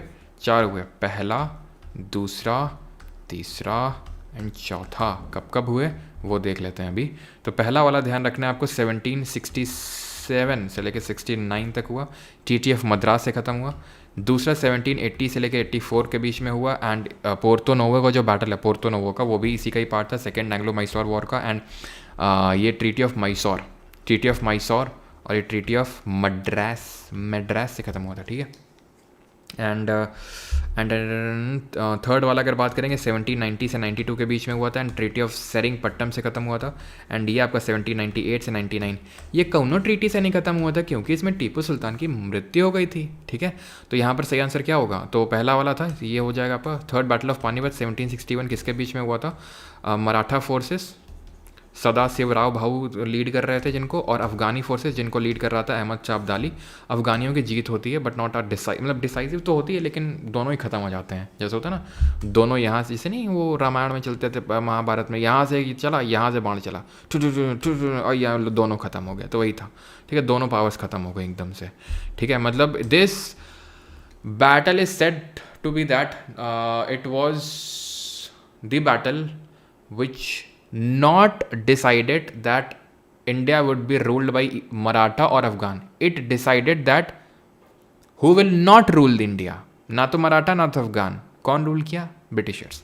तो यहाँ पर अगर हम ऑर्डर में रिलीज कर इनको अरेंज करने जाएं तो पहला, ओके, देन चौथा, देन दूसरा एंड देन तीसरा, 1 4 2 3, ओके ओके, ठीक है। आगे बढ़ें कि प्लासी का देख लें। प्लासी में क्या हुआ था? प्लासी में ब्लैक होल ट्रेजेडी हुई थी पहले। ब्लैक होल ट्रेजेडी की वजह से सारा कुछ ओरिजिनेट हुआ था। ये नवाब सिराजुद्दौला, ठीक है, नवाब सिराजुद्दौला वर्सेस रॉबर्ट क्लाइव के बीच में हुआ था, जिसमें कि रॉबर्ट क्लाइव ने बहुत ही स्ट्रैटेजिक चाल चलते हुए जो सिराजुद्दौला का मिलिट्री कमांडर था मीर जाफ़र, उसको अपने साइड में लिया और सिराजुद्दौला को हरा दिया बैटल ऑफ प्लासी में। देन बैटल ऑफ बक्सर किसके बीच में होता है? मीर कासिम। ध्यान, अब एक चीज़, चलो, बक्सर किसके बीच में हुआ था? मीर कासिम, शुजाउद्दौला नवाब ऑफ अवध जो था, और किसके बीच में था? शाह आलम II जो उस समय का मुगल शासक था। बैटल ऑफ प्लासी के टाइम पे कौन मुगल था शासक था, ये आपको बताना है। बैटल ऑफ बक्सर के टाइम पे गवर्नर कौन था बंगाल का? वंशी टाट था। कौन था? वंशी टाट था। लेकिन ब्रिटिश फोर्सेस को लीड कौन कर रहा था? मुनरो लीड कर रहा था। यहाँ पर कौन लीड कर रहा था? क्लाइव लीड कर रहा था, ध्यान रखना प्लासी के बैटल में, ओके। तो बक्सर 1764 में होता है, जिसमें शाह आलम II जो वो था मुगल था, शुजाउद्दौला अवध का नवाब था, और मीर कासिम जो बंगाल का नवाब था, उनके बीच में होता है, ब्रिटिशर्स के बीच में। ब्रिटिशर्स जीत जाते हैं। एंड देन इसके बाद एक ट्रीटी होती है जिसको हम बोलते हैं 1765 में, जो कि साइन हुई, इलाहाबाद की ट्रीटी, ठीक है। बिल्कुल सही है सभी का। आलमगीर दी सेकंड था उस टाइम पे, बैटल ऑफ प्लासी के टाइम पे मुगल शासक। इलाहाबाद की ट्रीटी में क्या हुआ? यहाँ से एक तरह से डुअल कंट्रोल एक तरह से शुरू हुआ, डुअल गवर्नमेंट शुरू हुई बंगाल में। कहाँ पर? बंगाल में, जो कि क्लाइव को क्रेडिट जाता है इसको स्टार्ट करने के लिए, क्योंकि जो ये इलाहाबाद की ट्रीटी है ये क्लाइव नहीं साइन करवाई, ठीक है। तो क्लाइव ने, और इसको ख़त्म किसने किया? इसको ख़त्म 1772 में 1772 में किया गया बाई वॉरेन हेस्टिंग्स ने इसको ख़त्म किया आके, बैटल ऑफ बक्सर के बाद जो इलाहाबाद की ट्रीटी के थ्रू डुअल गवर्नमेंट सेटअप हुआ था उसको। ठीक है कि नहीं? बताओ भाई। क्लियर? अच्छा, बाकी भी बैटल पानीपत के देख ही लेते हैं। नहीं, पानीपत के बाकी जो 2 बैटल हुए थे, तीसरा तो देख लिया, पहला और दूसरा कब हुए थे? 1526 में। किसके बीच में? बाबर वर्सेस इब्राहिम लोदी। जीत किसकी हुई? बाबर की हुई। बाबर ने इसमें सबसे पहले गन पाउडर का यूज़ किया, प्लस तुगलमा फॉर्मेशन का यूज़ किया। इससे क्या किया? दिल्ली सल्तनत को ख़त्म कर दिया। इसलिए बहुत इंपॉर्टेंट बैटल है। दूसरा वाला कब हुआ? 1556 में हुआ। किसके बीच में हुआ? अकबर वर्सेज हेमू के बीच में हुआ, हेमचंद्र विक्रमादित्य के बीच में हुआ। जहाँ जीत किसकी हुई? अकबर की फोर्सेस की। अकबर उस समय मात्र 13 साल का था, तो उसकी फोर्सेस को लीड कौन कर रहा था? बैरम खान लीड कर रहा था। और अकबर का कोरोनेशन कहाँ हुआ था? तो अकबर का कोरोनेशन जो है पंजाब में हुआ था, है ना, ताजपोशी अगर बात करें, कलनौर पंजाब में, ओके। देन अगर बात करेंगे बैटल ऑफ हल्दी की घाटी, हल्दी घाटी कहाँ कब हुआ था? तो बैटल ऑफ हल्दी घाटी हुआ था कब कब कब कब कब कब हुआ था बैटल ऑफ हल्दी घाटी? जल्दी से बताओ।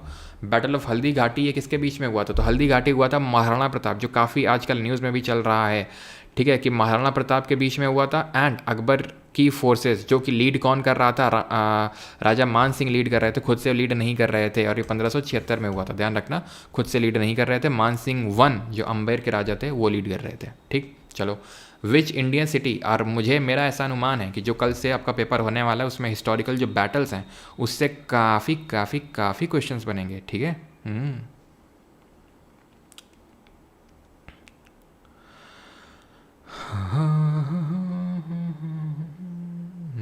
चलो भाई, which Indian city is home to the gateway of India, और historic monument build during the 20th century.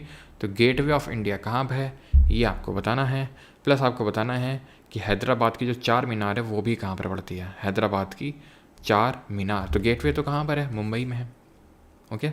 और इसको डिज़ाइन किसने किया था? नहीं, किसने किया था अगर पूछ ले तुमसे तो क्या बोलोगे तुम? नहीं, तुम क्या मुंह दिखाओगे? जॉर्ज विटेट को, ठीक है, जॉर्ज विटेट। और अगर बात करेंगे गेटवे ऑफ इंडिया तो हो गया, बाकी हैदराबाद की जो चार मीनार है उसको किसने बनवाया था? उसको बनाया था कुली कुतुब शाह, यानी फिर कुतुब शाही जो डायनेस्टी लीड कर रही थी वहाँ पर, कुतुब शाही डायनेस्टी, उसने उसको बनवाया था। कुली कुतुब शाह या फिर कुतुब शाही डायनेस्टी जो वहाँ पर लीड कर रही थी, ओके।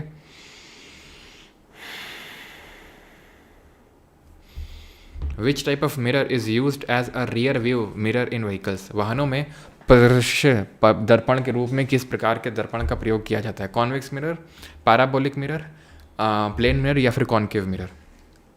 सबसे पहले तो मिरर जो होते हैं वो दो तरह के होते हैं, एक तो होता है प्लेन समतल दर्पण और एक होता है स्फेरिकल, ठीक है। जो प्लेन मिरर होता है उसमें क्या होता है, उसकी फोकल लेंथ जो होती है वो इन्फिनिटी होती है और पावर जो है ज़ीरो होता है। जहाँ पर ऑब्जेक्ट रखा गया है जितनी डिस्टेंस है उतनी डिस्टेंस पे इमेज ही बनती है सेम, और उतने साइज़ की इमेज बनती है। और इमेज जो है लेटरली इन्वर्टेड होती है, लेटरली इन्वर्टेड होती है, लेटी नहीं होती है, लेटरली इन्वर्टेड होती है, ध्यान रखना है। एंड ये होती है वर्चुअल एंड इरेक्ट, यानी कि आभासी एवं सीधी। सिर ऊपर है तो सिर ही ऊपर रहेगा, उल्टा नहीं होगा, लेटरली इन्वर्टेड रहेगी लेकिन, ठीक है। स्फेरिकल मिरर दो तरह के होते हैं, कॉनकेव और कॉनवेक्स। कॉनकेव क्या होता है? कॉनकेव होता है कॉन्वर्जिंग मिरर होता है। तो कॉनकेव को कहाँ पे यूज़ करते हैं? कॉनकेव को यूज़ करते हैं जैसे कि सोलर ब्लास्ट फर्नेस में, सोलर ब्लास्ट फर्नेस में यूज़ करते हैं। जो हेडलाइट होती है गाड़ी की उसमें यूज़ करते हैं। कॉनवेक्स को कहाँ पे यूज़ करते हैं? कॉनवेक्स को यूज़ करते हैं रियर व्यू यानी पीछे देखने के लिए। और कहाँ कॉनवेक्स को यूज़ करते हैं? तो ये एक्चुअली में क्या होता है, बहुत सारी चीज़ों को छोटे से में दिखा देता है, ठीक है, जो कॉन्वेक्स मिरर होता है। तो इसको पीछे देखने के लिए तो यूज़ करते हैं, प्लस सिक्योरिटी पर्पज से यूज़ करते हैं। एटीएम वगैरह में, आप रेलवे स्टेशन मेट्रो वगैरह में जाते हो तो जहाँ मुड़ते उड़ते हो, जहाँ मुड़ान होता है ना, टर्न होता है, वहाँ पर लगे होते हैं कॉनवेक्स मिरर। तो और कॉनकेव कहाँ पे होते हैं? तो कॉनकेव होते हैं सोलर ब्लास्ट फर्नेस में और हेडलाइट वगैरह में, ठीक है।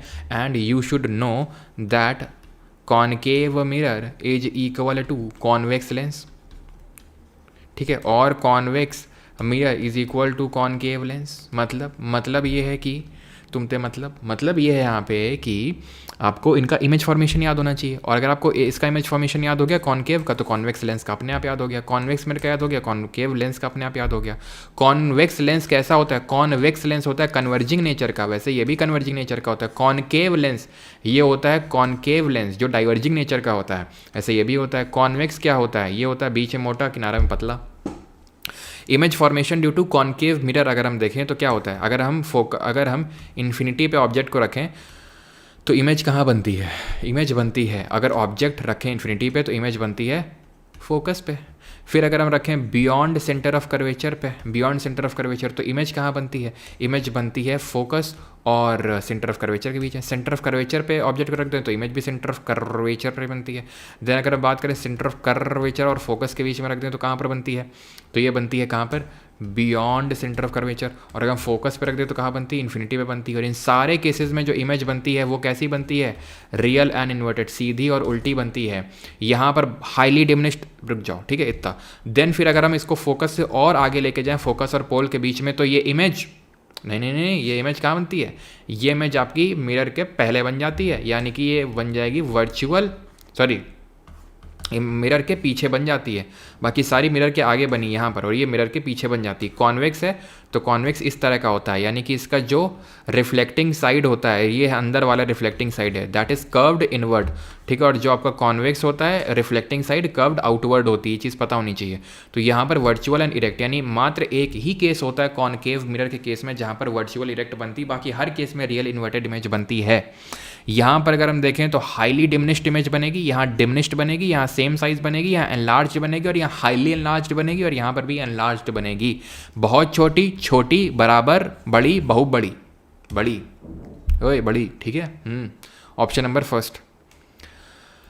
और लेंसेज का यूज़ कहाँ होता है? कॉन्वेक्स लेंस को कहाँ यूज़ करते हैं? हाइपरमेट्रोपिया को ठीक करने में। कॉन्वेक्स का कहाँ यूज़ करते हैं? मायोपिया में ठीक करने में। मायोपिया क्या होता है? नियर साइटेडनेस, जहाँ पास का तो दिखता है, दूर का नहीं दिखता है, कॉनकेव का यूज़ करते हैं। और कॉन्वेक्स में दूर का तो दिखता है, पास का नहीं दिखता है, तो कॉन्वेक्स का यूज़ करते हैं। अच्छा ठीक है, बताओ अब जल्दी से अगले क्वेश्चन का आंसर। कैसे हो सर? अमी आग्निक, बस बढ़िया है, आप बताओ कैसे हो? कैसे हो कैसे नहीं हो बाद में कर लेना, अभी एक सेकंड रुको।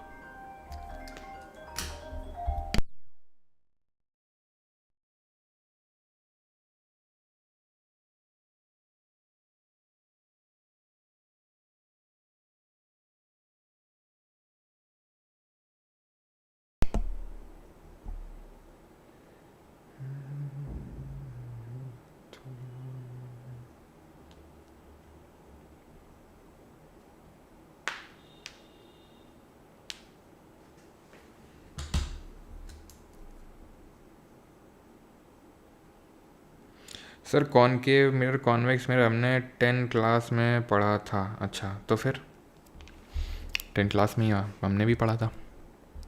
चलो भाई, तो gravity, radio activity, theory of relativity, electromagnetic waves.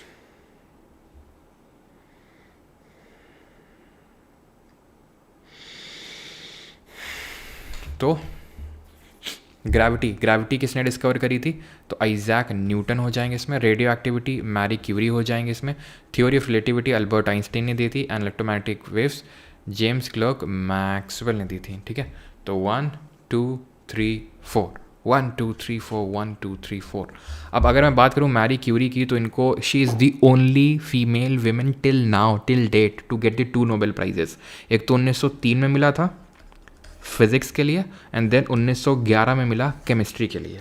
ठीक है, जब 1903 में मिला तो इनको इनके हस्बैंड पीर क्यूरी के साथ मिला और हेनरी बेक्वेल के साथ मिला, जो इनको रेडियो एक्टिविटी के लिए मेनली मिला था। ठीक है, पोलोनियम की इन्होंने डिस्कवरी भी करी थी। बाद में उनको केमिस्ट्री के लिए मिला था, रेडियम और पोलोनियम की डिस्कवरी के लिए। रेडियम पोलोनियम के लिए यहाँ पर मिला था डिस्कवरी के लिए, और यहाँ पर भी रेडियो एक्टिव। और आपको पता होना चाहिए बेक्वेल जो होती है वो रेडियो एक्टिविटी की यूनिट भी है ना।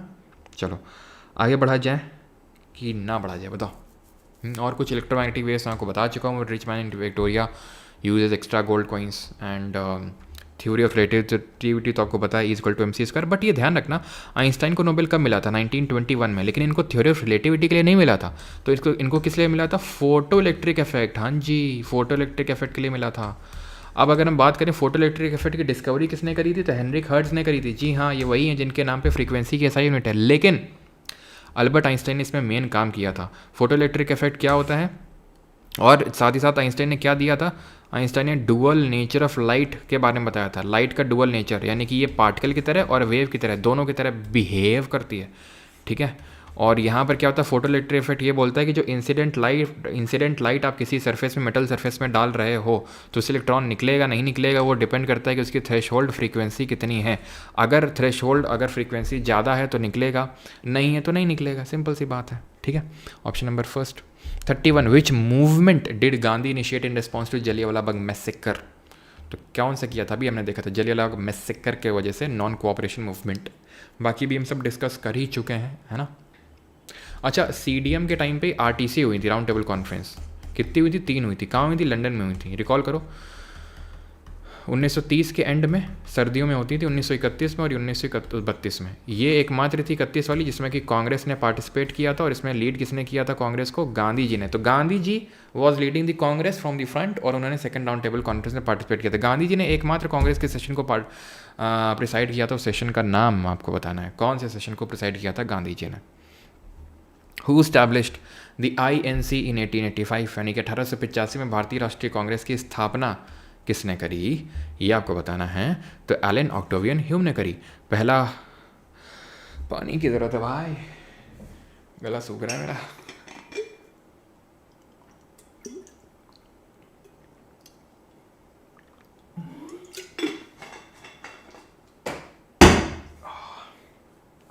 अभी मम्मी होती आराम से टूट जाएगा,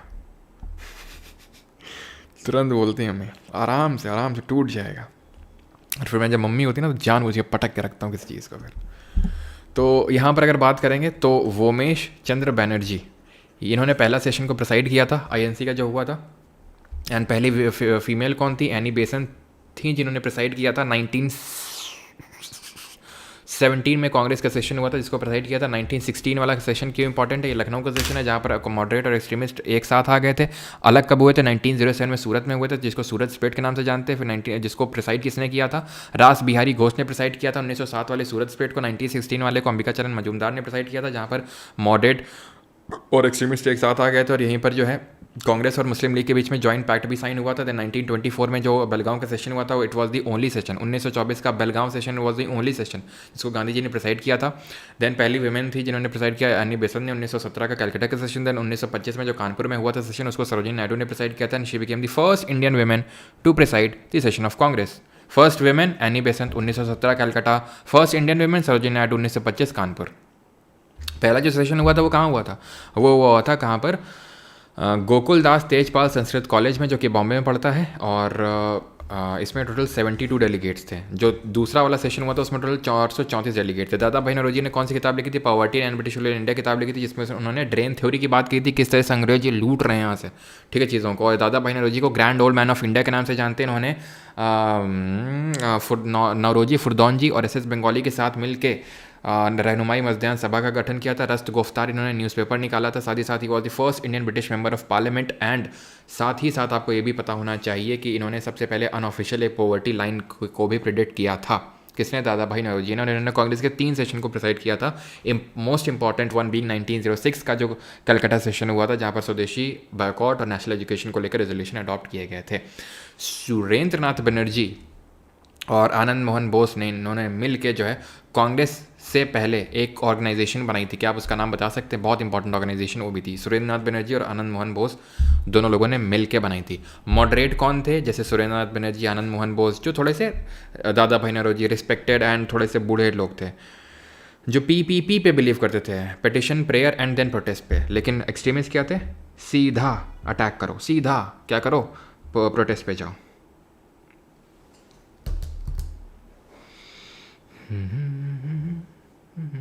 यस, ये तो मिस ही हो गया। ईस्ट इंडिया एसोसिएशन बना था 1866 में, ये भी ध्यान रखना अपने को, ये तो काफ़ी इंपॉर्टेंट है। इंडियन नेशनल एसोसिएशन, इश्क अग्रवाल, बाकी लोग का सबका सही है। चलो, consider the following statements about Indian geography. The eastern Ghats are taller in elevation than the western Ghats. The Thar desert is also known as the great Indian desert. तो हमारे इंडिया में टोटल कितने? 6 फिजियोग्राफिक डिवीजन्स हैं। 6 फिजियोग्राफिक डिवीजन कौन से हैं? पहला हिमालयाज, दूसरा नदर्न प्लेन्स, तीसरा ग्रेट इंडियन डेजर्ट, चौथा पेनिनसुलर प्लेट्यू, पांचवा कोस्टल प्लेन, छठवां ग्रुप ऑफ आइलैंड। खत्म, 6, ठीक है, 6। एक इसको तो हम नेस्ता नाबूद कर चुके हैं, that is Himalaya.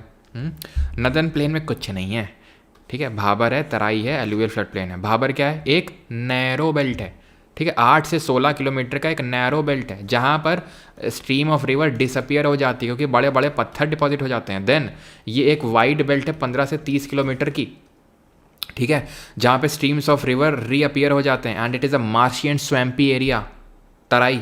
And then आ जाओगे alluvial flood plains. Alluvial flood plains को हम 2 पार्ट में डिवाइड करते हैं। Khadar is the newer alluvium and Bhangar is the older one. Both contain the calcareous concentration, but Khadar is better suited for the agriculture as compared to Bhangar, ठीक है। नहीं, ये भी नेस्ता नाबूद हो गया, इसमें तो कुछ है ही नहीं है, अपने आप में ही खत्म है। देन ये है मेन पेनिनसुलर प्लेट्यू, प्रायद्वीपीय पठार। अब प्रायद्वीपीय पठार जो है ना, ये 2 पार्ट में डिवाइडेड है। एक तो जो नर्मदा के ऊपर है, ठीक है, जिसको सेंट्रल हाईलैंड बोलते हैं, केंद्रीय उच्च भूमि, और ये जो ट्रायंगुलर इन्वर्टेड ट्रायंगुलर शेप का जिसको बोलते हैं डेक्कन प्लेट्यू, दक्कन का पठार। इसका वेस्टर्न एज और ईस्टर्न एज ये बनाते हैं वेस्टर्न घाट और ईस्टर्न घाट। ये इसकी वेस्टर्न एज है वेस्टर्न घाट और ईस्टर्न एज है ईस्टर्न घाट। वेस्टर्न घाट की जो हाइट है ये लगभग कितनी है? 1200 मीटर है। और ईस्टर्न घाट की लगभग हाइट कितनी है? 600 मीटर है, यानी कि दे आर हायर। और ईस्टर्न घाट थोड़े से लोअर है, ठीक है। And western Ghat are continuous, eastern Ghat are discontinuous. क्यों डिसकॉन्टिन्यूस हैं? क्योंकि यहाँ पर बहुत सारी नदियाँ आती हैं, ठीक है। क्या होता है, यहाँ पर बहुत सारी नदियाँ आती हैं, ठीक है, ईस्ट में, तो काट देती, इसको डिसकॉन्टिन्यूस बना देती हैं। क्लियर है? गलत, ठीक है। Thar desert is also refer to as great Indian desert, yes, ठीक, क्लियर। अब एक चीज़ ध्यान से समझना तुम, जो वेस्टर्न घाट हैं इनकी हाइट नॉर्थ से साउथ में इंक्रीज होती है। ऐसे पेनिनसुलर प्लेट्यू की भी पूरे अगर हम देखें ओवरऑल डेक्कन प्लेट्यू की नॉर्थ से साउथ में इंक्रीज होती है हाइट, ओके। यहाँ पर हमें पासेस देखने को मिलते हैं, जैसे थाल घाट, भोर घाट, पाल घाट। थाल घाट किसको कनेक्ट करता है? भोर, भोर हो गई, सुबह हो गई, सुबह मुंबई टू पुणे चलो भैया काम करने। थाल घाट मुंबई टू नासिक चल लो। पुणे क्या है, सॉरी, पाल घाट क्या है? पाल घाट है ये आपका नीलगिरी को कनेक्ट करता है, किससे? अनामलाई हिल्स से। अच्छा, हाँ, नीलगिरी हिल्स में ही, अनामलाई हिल्स में ही यहाँ की हाईएस्ट पीक सिचुएटेड है, किसकी? वेस्टर्न घाट की, हाँ। और पूरे डेक्कन प्लेट्यू या फिर पूरे साउथ इंडिया या फिर पूरे पेनिनसुला प्लेट्यू की, जिसको हम बोलते हैं अनाईमुडी। हाइट कितनी है? 2695 मीटर। नीलगिरी हिल्स में है, दौड़ा लेंगे बेटा, दौड़ा बेटा, ठीक है। ये सेकंड हाईएस्ट पीक है, कहाँ? नीलगिरी में। और नीलगिरी को अनामलाई से कौन जोड़ता है? दौड़ा बेटा कहाँ है? तमिलनाडु में। अनामलाई कहाँ है? केरला में है, ओके। देन इसी का ही एक्सटेंशन यहाँ पर तुम्हें देखने को मिलेगा, राजमहल हिल्स। कहाँ पे? बंगाल साइड में तुमको राजमहल हिल, राजमहल की पहाड़ियाँ। फिर यहाँ पर कुछ नहीं देखने को मिलेगा, जिसको मालदा गैप या मालदा फॉल्ट बोलते हैं। फिर यहाँ से गारो खासी जयंती आ जाएगी, जो इसी पेनिनसुला प्लेट्यू का पार्ट है, जिसको कि हम करबी अंगलोंग प्लेट्यू के नाम से जानते हैं। फिर यहीं आगे आ जाएंगे नॉर्थ कचार हिल्स, ठीक है। तो ये हिमालय का पार्ट नहीं है, गारो खासी जयंती, ये पेनिनसुला प्लेट्यू का पार्ट है। खासी में ही अभी हमने देखा था क्या है, मोहसिन राम से रिलेटेड। गारो फेस्टिवल कौन से सेलिब्रेट करती? गारो ट्राइब वंगाला, खासी नोंगक्रेम, ठीक है। और जयंतिया बहदीन खलाम, ये फेस्टिवल तीनों ट्राइब सेलिब्रेट करती हैं अपने अपने रीजन पे, ठीक। ये भी हो गया। ग्रुप ऑफ आइलैंड अभी देख लेंगे आगे अगर होगा तो कुछ तुम, है। और कोस्टल प्लेन, अगर कोस्टल प्लेन की अगर बात करें तो तुम्हें नाम पता होना चाहिए, जैसे कि यहाँ पर आपका कौन सा है? काठियावाड़ कोस्ट गुजरात में, देन ये कोंकण कोस्ट है महाराष्ट्र गोवा में, कर्नाटक में कन्नड़ कोस्ट है, केरला में मालाबार कोस्ट है, तमिलनाडु सदर्न आंध्रा में कोरोमंडल कोस्ट है आपका, नॉर्दर्न सरकार से आंध्र प्रदेश में, उत्कल प्लेन है आपका उड़ीसा में, और बैगा कोस्ट है वेस्ट बंगाल में। खत्म। 34 पे आ जाओ। Match the following countries with their capital, निम्नलिखित में से उनको देशों को उनकी राजधानियों से सुमेलित करें। क्या होते हैं सुमेलित? जल्दी से सुमेलित। तो कनाडा की क्या है? कनाडा की ओटावा है, ऑस्ट्रेलिया की कैनबरा है, ठीक है। एंड ऑस्ट्रेलिया में एक मैंने आपको डेजर्ट पढ़ाया था, जरा बताना। तो डेजर्ट ये ऑस्ट्रेलिया है, यहाँ पर जरा बताइए क्या देखने को मिलता है? यहाँ पर एक डेजर्ट देखने को मिलता है, यहाँ पर 2 नदियाँ देखने को मिलती हैं, बताओ जल्दी से। ब्राज़ील की ब्राज़ीलिया है, साउथ अफ्रीका की क्या है? साउथ अफ्रीका की है प्रिटोरिया, ठीक है। तो 2143। तो ये है आपका गिब्सन डेजर्ट, डार्लिंग और मुर्रे रिवर्स हैं, ये है आपका the great barrier reef, the great barrier reef है, ओके। एंड अच्छा, रिफ्ट वैली कहाँ है? द ग्रेट रिफ्ट वैली कहाँ पड़ती है? तो ये पड़ती है अफ्रीका में, द ग्रेट रिफ्ट वैली, ये भी आपको पता होना चाहिए, ओके। प्लेट्यू पढ़ा देते हैं, जैसे ही आपका मेवाड़ या मारवाड़ का प्लेट्यू है, मालवा का, बुंदेलखंड का, बघेलखंड का, ये ठीक है प्लेट्यू, जो सेंट्रल हाईलैंड का पार्ट है ये, ठीक। Match the following. और एक चीज़ फिर पता नहीं, ये चीज़ ध्यान रखना, ये वेस्टर्न कोस्टल प्लेन है, ये ईस्टर्न कोस्टल प्लेन है, अच्छा हाँ। ये वाइड है, ये नैरो है, बस ध्यान रखना। ये म्यूटिलेटेड है, कटा फटा है, ये क्या है? चौड़ा है, ईस्टर्न कोस्टल प्लेन। ये पोर्ट के लिए फिट नहीं है, ये पोर्ट के लिए अच्छा है। बंदरगाह टोटल इंडिया में कितने मेजर पोर्ट हैं बताओ? कितने मेजर पोर्ट हैं इंडिया में? अभी फेस्टिवल और स्टेट है, तो कल जैसे ने बताया फेस्टिवल की अपलोड होगी। 100 रुपये भेज रखे हैं किसने? Sir I am student selected MTS button of charity, my mom has cancelled so I need charity, can you please help me send money I can. Pappu का आप व्हाट्सएप कर सकते हो मुझे, ठीक है, पप्पू कुमार, है ना। जो भी आपकी डिटेल्स वगैरह हैं सब कुछ आप सेंड कर सकते हैं, जो एक्चुअल, और एक बार वेरीफाई हो जाएगा तो would help in that regard, okay.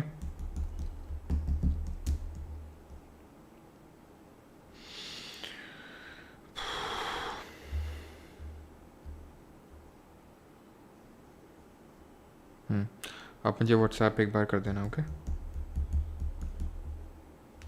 चलो, तो हॉर्नबिल फेस्टिवल अगर बात करेंगे तो कहाँ है? नागालैंड में, ठीक है। हॉर्नबिल फेस्टिवल है नागालैंड में। पोंगल है आपका कहाँ के पड़ेगा? तमिलनाडु में। पोंगल का मतलब होता है टू बॉयल, ठीक है। और बिहू की बात करेंगे तो बिहू है असम का, बिहू डांस भी है, फेस्टिवल भी है। ओनम कहाँ का है? ओनम आपका केरला का है, ठीक है। केरला का न्यू ईयर फेस्टिवल नहीं है, ध्यान रखना, केरला का न्यू ईयर फेस्टिवल है विशु। हॉर्नबिल जो फेस्टिवल है इसको फेस्टिवल ऑफ फेस्टिवल के नाम से जाना जाता है। हॉर्नबिल एक बर्ड का नाम है, ठीक है।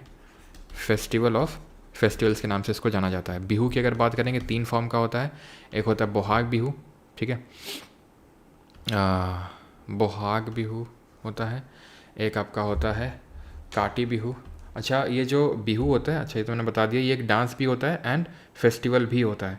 और 3 तरह का होता है कि जो बोहाग जो कि किस टाइम पे होता है, काटी तो कार्तिक के महीने में होता है, दिवाली के टाइम पे, अक्टूबर के टाइम पे। बोहाग जो होता है इसको रंगाली बोलते हैं, जब रंग खेले जाते हैं, दैट इज़ होली के टाइम पे, मार्च वगैरह के टाइम पे। और एक होता है आपका माघ बिहू जो कि जनवरी के टाइम पे होता है, ठीक है। इसको भोगाली, बोहाग है ये, ठीक है, ये भोगाली के नाम से जाना जाता है। काटी आपका कंगाली के नाम से जाना जाता है, और बोहाग जो है रंगाली के नाम से जाना जाता है, ठीक है।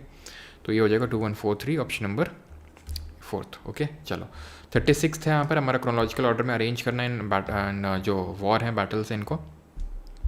तो फर्स्ट एंग्लो मैसूर वॉर अभी देखा था हम लोगों ने, कब हुआ था फर्स्ट एंग्लो मैसूर वॉर? 1767 से लेके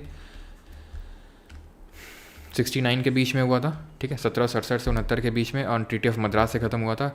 एंग्लो सिख की बात करेंगे तो एंग्लो सिख 2 हुए थे, पहला एंड दूसरा। पहला हुआ था 1845 में से 46, देन 1848 1848 से लेकर 49। यहाँ पर जो लॉर्ड हेस्टिंग्स हुआ करता था गवर्नर जनरल, और दूसरे वाले में गवर्नर जनरल होता था डलहौजी, ठीक है। और ये स्टार्ट कैसे हुआ था? 1809 में एक ट्रीटी ऑफ अमृतसर साइन हुई थी between the Britishers and the Maharaja Ranjit Singh, जो कि सुकरचर्या मिस्र से बिलोंग करते थे। देन उनकी 1839 में हो जाती है डेथ। देन मौका परस्ती देखते हुए ब्रिटिशर्स अटैक करते हैं 1845 में, and it ended with first Anglo Sikh war ended with treaty of Lahore. Okay, battle of Plassey पूरा भी डिस्कस करके ही आए हैं, 1757 में हुआ। और फर्स्ट एंग्लो मराठा भी अभी डिस्कस करके ही आए हैं कि भाई फर्स्ट नहीं, ये नहीं डिस्कस किया ना, 1775 से लेके 1782 के बीच में हुआ था ये। यहाँ पर वॉरेन हेस्टिंग गवर्नर जनरल था, वॉरेन हेस्टिंग्स गवर्नर जनरल था। सेकंड जो होता है, ये तो पहला हो गया। सेकंड जो है ट्रीटी ऑफ बसीन, ट्रीटी ऑफ बसीन 1802 में हुई थी, उसके साथ शुरू हुआ था, खत्म नहीं, शुरू हुआ था। ये पहला वाला खत्म किस ट्रीटी से हुआ था? ट्रीटी ऑफ सालबाई से खत्म हुआ था ये। दूसरा वाला शुरू हुआ था ट्रीटी ऑफ बसीन से, 1803 से लेकर 1805 के बीच में चलता है। और ये वेलेस्ली हुआ करता था इस टाइम पे, क्या, गवर्नर जनरल। जो चौथा एंग्लो मैसूर वॉर हुआ था ना, 1799 में ख़त्म हुआ था, वो भी वेलेस्ली के टाइम पे हुआ था। वेलेस्ली ने सब्सिडियरी अलायंस लेके आया था, याद है आपको? सब्सिडियरी अलायंस लेके आया था 1798 में, जिसके तहत आपको परमानेंटली, जिसने भी साइन कर लिया तो परमानेंटली ब्रिटिशर को आपको अपने कोर्ट में रखना होगा, अपनी आर्मी को हटाना होगा, ब्रिटिश आर्मी को रखना होगा, ये सब था इसमें, ठीक है, सब्सिडियरी अलायंस में। एंड पहला इसको साइन किया था 1798 में, निज़ाम ऑफ हैदराबाद ने इसको सबसे पहले साइन किया था, दिस यू शुड नो। 1801 में अवध ने किया था, 1801 में अवध ने किया था। और 1799 में जो ये मैसूर वाले हैं, बिकॉज 1799 में तो टीपू सुल्तान की डेथ हो गई, तो वो डेया डायनेस्टी को वहाँ पर रिप्लेस करके ब्रिटिशर्स ने उनसे भी साइन करवा ली। तो ये सब वेलेस्ली लेके आया था ये, ठीक है। 1803 की अगर battle of third Anglo Maratha war की बात करेंगे तो 1817 से लेकर 1818 के बीच में हुआ, और पूरा ही खत्म हो गया यहाँ से मराठा एम्पायर। और यहाँ पर जो था लॉर्ड हेस्टिंग, ये वॉरेन हेस्टिंग अलग है और लॉर्ड हेस्टिंग ये अलग है, ठीक है। तो उत्तर क्या हो जाएगा? उत्तर देख लो अपने हिसाब से क्या हो जाएगा, मैच कर लो। तो सबसे पहले तो 50, ओके, लास्ट में तो सेकंड वाला होगा, ठीक है, लास्ट में तो सेकंड वाला। सबसे पहले बैटल ऑफ प्लासी होगा, देन उसके बाद first battle Anglo Mysore war, then first Maratha war, and then 3142 option number B. Okay, match करना है the following rivers with the cities they may pass through, rivers and cities बताओ जल्दी से। तो गंगा की अगर बात करेंगे तो गंगा किसके बैंक्स पे है? गंगा के बैंक्स पे कौन है? वाराणसी है, आपको पता होना चाहिए, ठीक है, कि सिटीज़ कौन कौन सी लोकेटेड है गंगा के बैंक्स पे, है ना।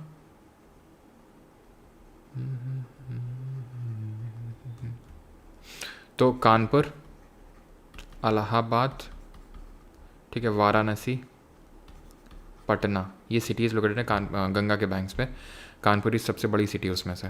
यमुना की बात करेंगे तो यमुना आगरा, महानदी आपका कटक उड़ीसा, एंड मूसी आपकी Hyderabad. Okay, 2431 option number A. Jabalpur अगर बात करेंगे जो एमपी में पड़ता है, वो किसके बैंक्स पे लोकेटेड है ज़रा बताइए तो। देन श्रीनगर किसके बैंक्स पे लोकेटेड है, ये तो बड़ा बताइए तो। देन लखनऊ किसके बैंक्स पे लोकेटेड है, दिल्ली किसके बैंक्स पे लोकेटेड है, बताओ। तो जबलपुर नर्मदा,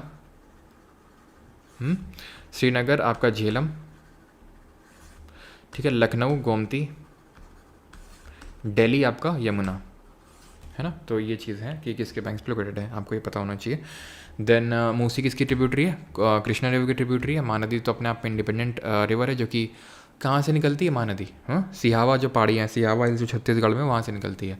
यमुना यमुनोत्री ग्लेशियर से निकलती है। और गंगा जो है आपको पता होना चाहिए, गंगा जो है दो से मिलकर बनती है, एक तो अलकनंदा और भागीरथी।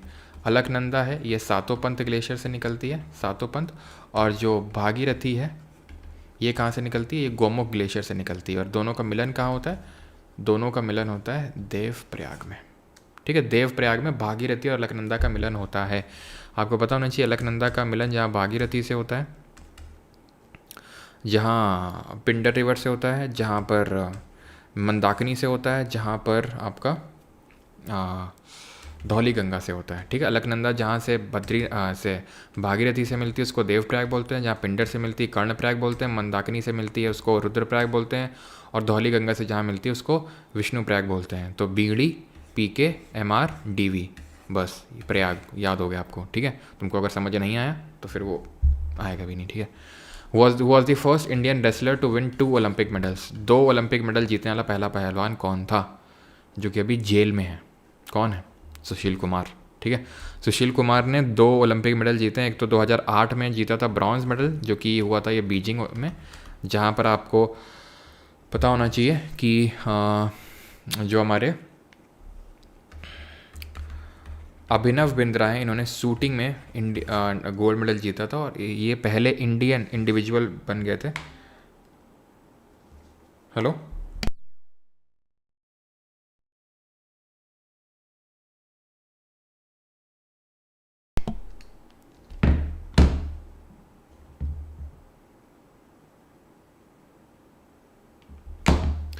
ठीक है। अभिनव बिंद्रा ने पहला इंडिविजुअल गोल्ड मेडल जीता था इंडिया के लिए। और आपको बताना चाहिए नीरज चोपड़ा ने सेकंड इंडिविजुअल गोल्ड मेडल जीता था 2020 के टोक्यो ओलंपिक्स थे उसमें, है ना। तो अभी तक 2 ही इंडिविजुअल ऐसे हैं जो इंडिया के लिए गोल्ड मेडल लेके आए हैं। अभी तक कोई भी फीमेल ऐसी नहीं है इंडिविजुअल जिसने कि गोल्ड मेडल जीता हो, ओके। तो सुशील कुमार जो है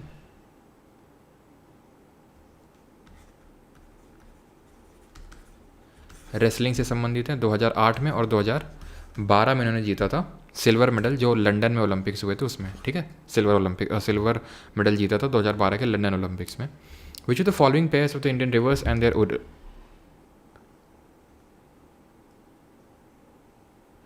and their originating locations is correctly matched. कौन सा सही मैच है यहाँ पे, नर्मदा यमुनोत्री से निकलती है, बिल्कुल नहीं।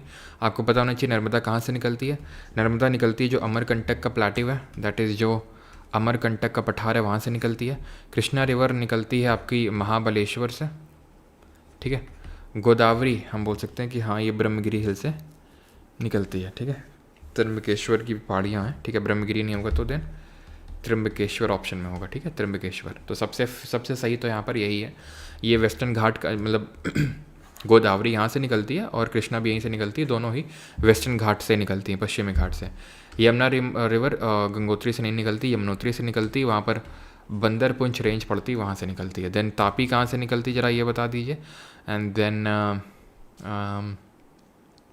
तापी कहाँ से निकलती है, एंड कावेरी कहाँ से निकलती है ये आप बता दो जल्दी से। और चंबल कहाँ से निकलती है, चंबल तो तापी बैतूल प्लेट्यू से निकलती है। कावेरी कोगाडू डिस्ट्रिक्ट जो कर्नाटका में पड़ती है वहाँ से निकलती है, ओके। एंड चंबल जो है ये आपकी मऊ प्लेट्यू से निकलती है। चंबल जानी जाती है अपना रेवाइन क्रिएट करने के लिए, गली इरोजन करने के लिए, और बैड लैंड टोपोग्राफी बनाने के लिए, ओके। और नर्मदा और तापी 2 ऐसी नदियां हैं जो कि रिफ्ट वैली में फ्लो होती है। नर्मदा तापी कैसी होती है, भ्रंश घाटी में बहती हैं। एक और नदी है दामोदर, ये भी भ्रंश घाटी दैट इज रिफ्ट वैली में फ्लो होती है। अब आ जाते हैं इकोनॉमिक्स के क्वेश्चन पे, करो।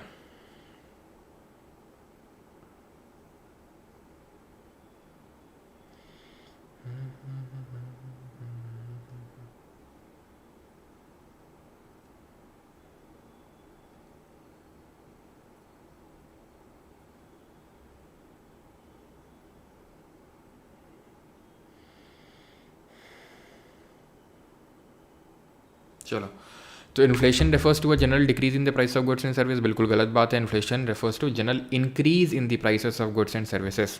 चीज़ों के जो दाम बढ़ना है उसको इन्फ्लेशन बोलते हैं, ना कि घटने को।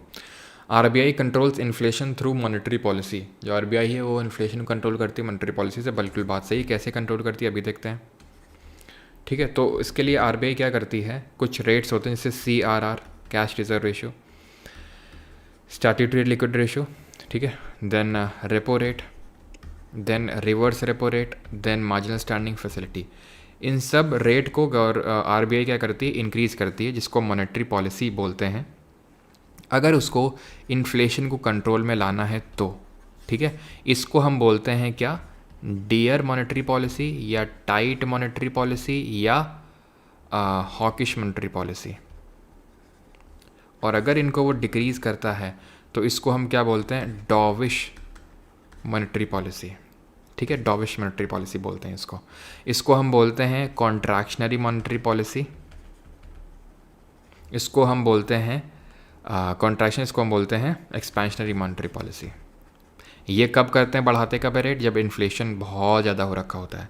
ये कब होता है, जब मार्केट में हमें क्या करना है, मनी सप्लाई को इंक्रीज़ करना है। इसके थ्रू क्या होता है, मनी सप्लाई को इंक्रीज़ किया जाता है, इसके थ्रू मनी सप्लाई को डिक्रीज़ किया जाता है। क्लियर है ये चीज़। देन अगर हम बात करेंगे तो ये क्या है, cash reserve ratio. Certain part of NDTL, that is net demand and time liability, banks को आरबीआई के पास कैश में रखना होता है।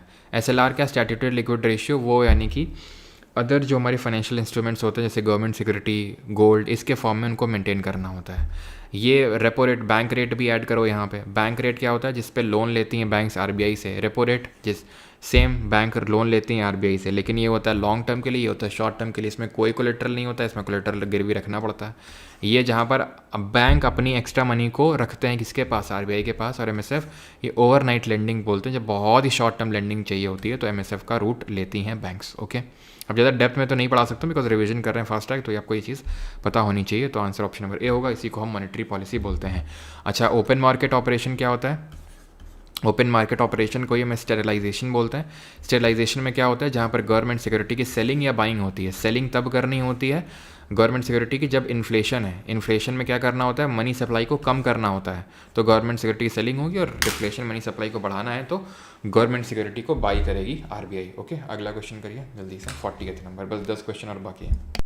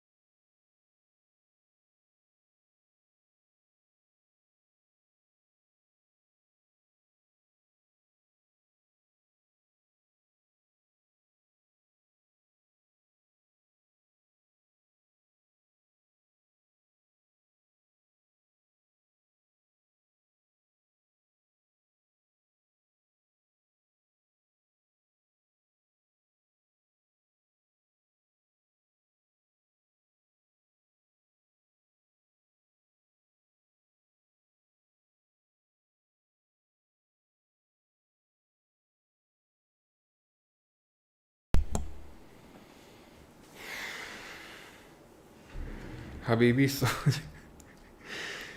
सुधर जाओ, 10 क्वेश्चन और बाकी हैं। हबीबी क्वेश्चन कर लो हबीबी। संथाल कब हुआ था, 1855। सिद्धू मुर्मू और कन्हू मुर्मू ने इसको लीड किया था। इंडिगो रिवोल्ट आपका 1859 में हुआ था, Nadia district of west Bengal में हुआ था। और इसमें आपको पता होना चाहिए इंडिगो के खिलाफ था, है ना। ये तिनकटिया सिस्टम मत इसमें लगा देना, तिनकटिया चंपारण वाला था। चंपारण वो 1917 में हुआ था, ये आपका अलग है। 1859 में हुआ था, Nadia district of west Bengal में। और इसको जो दीन बंधु मित्रा ने अपना प्ले एक इसको लिए कंपोज किया था, जिसको नील दर्पण के नाम से जानते हैं, दीन बंधु मित्रा ने। पबना आपका जो हुआ था 1873 में हुआ था, और मोपला अपराइजिंग 1921 में हुआ था। मोपला को ही हम मालाबार अपराइजिंग के नाम से जानते हैं, जो मालाबार ये जो रीजन है वहाँ पर हुआ था। तो 2 3 4 1 will be the correct answer. Okay, option number C 2। Which, और अच्छा बताओ मुंडा अपराइजिंग कब हुई थी? Which gas is most abundant in earth atmosphere, पृथ्वी के वायुमंडल में कौन सी गैस सर्वाधिक प्रचुर मात्रा में है? तो कौन सी है? नाइट्रोजन है, कितनी है? 78% है। ऑक्सीजन कितनी है? 21% है। CO2 कितनी है? 0.036% है। ठीक है, तो ये है नाइट्रोजन सबसे अबंडेंट। मुंडा कब हुआ था? 1899 में हुआ था, बिरसा मुंडा ने इसको लीड किया था। और भगवान बिरसा मुंडा की इस साल हमने 150th बर्थ एनिवर्सरी सेलिब्रेट करी है, तो बहुत इंपॉर्टेंट है इस बार के लिए कि मुंडा रेबिलियन आपसे पूछ ले 1899 में। ठीक है, किन के खिलाफ हुआ था? दीकू से खिलाफ। दीकू मतलब आउटसाइडर। ये किसको रिस्टोर करना चाहते थे? खुंट कट्टी सिस्टम को रिस्टोर करना चाहते थे। इनका जन्म दिवस कब होता है? 15 नवंबर को, जिस दिन हम भारतीय जनजातीय गौरव दिवस मनाते हैं। अभी आपको बताना है भारत में ट्राइबल मिनिस्टर कौन है। और यहाँ से आप रिकॉल कर सकते हैं अर्थ एटमॉस्फेयर की जो डिफरेंट लेयर्स हैं, जैसे ट्रोपोस्फियर, स्ट्रेटोस्फियर, मेजोस्फियर, देन आपका थर्मोस्फियर, एक्सोस्फियर। ठीक है, तो मान लेते हैं ये आपकी ट्रोपोस्फियर। ठीक है, ये अर्थ है, ये ट्रोपोस्फियर है, क्षोभ मंडल। ऊपर जाने में टेम्परेचर घटता है। स्ट्रेटोस्फियर ऊपर जाने में टेम्परेचर बढ़ता है। मेजोस्फियर ऊपर जाने में टेम्परेचर घटता है। थर्मोस्फियर ऊपर जाने में टेम्परेचर बढ़ता है। ठीक है, तो ये चीज़ हो गई। देन ट्रोपोस्फियर में क्या है कि जो टेम्परेचर घटता है वो 1 किलोमीटर में 6.5 डिग्री सेल्सियस घटता है, जिसको कि हम लैप्स रेट बोलते हैं। ऊपर जाने में टेम्परेचर घटता है, तो ये प्लस ध्यान रखना, ट्रोपोस का मतलब होता है रीजन ऑफ मिक्सिंग, बिकॉज यहीं पर सारे वेदर फिनोमेना, मौसमी घटनाएं यहीं पर होती हैं। स्ट्रेटोस्फीयर में ओजोन लेयर देखने को मिलता है, यहीं पे जो जेट प्लेन है वो फ्लाई करते हैं। ठीक है, और मेजोस्फीयर ही सबसे कोल्डेस्ट, सबसे ठंडी लेयर है, यहीं पे जो मेटियोराइट हैं, उल्कापिंड वाकई ख़त्म हो जाते हैं। थर्मोस्फीयर सबसे गर्म है और इसी को आयोनोस्फीयर के नाम से जानते हैं, बिकॉज यहाँ पर आयंस देखने को मिलते हैं इसलिए। ठीक, ये आपकी जाती है, इसकी जो एवरेज थिकनेस, एवरेज जो हाइट है वो 13 किलोमीटर है। ठीक है, 8 किलोमीटर है पोल्स पे, 18 किलोमीटर है इक्वेटर पे, तो एवरेज हो जाती है 13। देन ये जाती है 50 तक, ये जाती है 80 से 85 तक। Which species of dolphin is recognised as the national aquatic animal of India, तो डॉल्फिन की किस प्रजाति को भारत के राष्ट्रीय जलीय पशु के रूप में मान्यता प्राप्त है? तो it is Gangetic river dolphin. ठीक है, जिसका पहला कंजर्वेशन सेंटर कहाँ खोला गया है, ये भी इंपॉर्टेंट है, ये पटना बिहार में खोला गया है, Gangetic river, Ganges river dolphin, and इसको सुसु के नाम से भी जानते हैं। ठीक है, ओके, चलो भाई बताओ, बहुत आसान सा क्वेश्चन है, बताओ कौन से नेशनल पार्क की बात हो रही है यहाँ पे? ये नेशनल पार्क को आपको नीलगिरी में देखने को मिलेगा, केरला में। ख़त्म हो गया क्वेश्चन यहीं पे, यहीं पर ही क्वेश्चन ख़त्म हो गया, क्वेश्चन यहीं पर ही सारी दम निकल गई क्वेश्चन की। साइलेंट वैली नेशनल पार्क होगा। ठीक है, क्योंकि यही है, बिकॉज राजा जी अगर आप देखोगे तो ये उत्तराखंड में है, बांधवगढ़ देखोगे तो MP में है, रणथंभौर है राजस्थान में। अच्छा, वैली ऑफ फ्लावर्स कहाँ पे? Valley of flowers national park कहाँ पे है? तो ये आपको देखने को मिलेगा उत्तराखंड में, valley of flowers national park. अच्छा, एक आप बता दो, and that is Loktak lake में सिचुएटेड है केबुल लैमजाओ नेशनल पार्क। ये कहाँ पर है? नाम दाफा नेशनल पार्क, सिमलीपल, पेंच टाइगर रिजर्व। बताओ, तो केबुल लैमजाओ कहाँ है? मणिपुर में है, फ्लोटिंग नेशनल पार्क है। नाम दफा कहाँ है? अरुणाचल प्रदेश में है, अरुणाचल में। सिमलीपल कहाँ है? उड़ीसा में है। और पेंच कहाँ है? MP और महाराष्ट्र के बॉर्डर पे है ये। ठीक है, मेनली महाराष्ट्र में पड़ता है, अगर दोनों ऑप्शन होंगे तो महाराष्ट्र आपको टिक टिक टिक टिक टिक टिक करना है। ठीक है, चलो। The statue of unity is the tallest statue in the world, it is located in which Indian state? बताओ कहाँ पर लोकेटेड है आपका स्टैच्यू ऑफ यूनिटी? तो राजस्थान, महाराष्ट्र, गुजरात या फिर कर्नाटका? तो ये है आपका गुजरात में। हाइट इसकी कितनी है? 182 मीटर्स इसकी हाइट है स्टैच्यू ऑफ यूनिटी की। ठीक है, कहाँ पर स्थित है? ये गुजरात में स्थित है। Who among the following scientist discovered free living cells in pond water for the first time? सबसे पहली बार किसने लिविंग सेल की डिस्कवरी करी थी पॉन्ड वाटर में? आपको बताना है।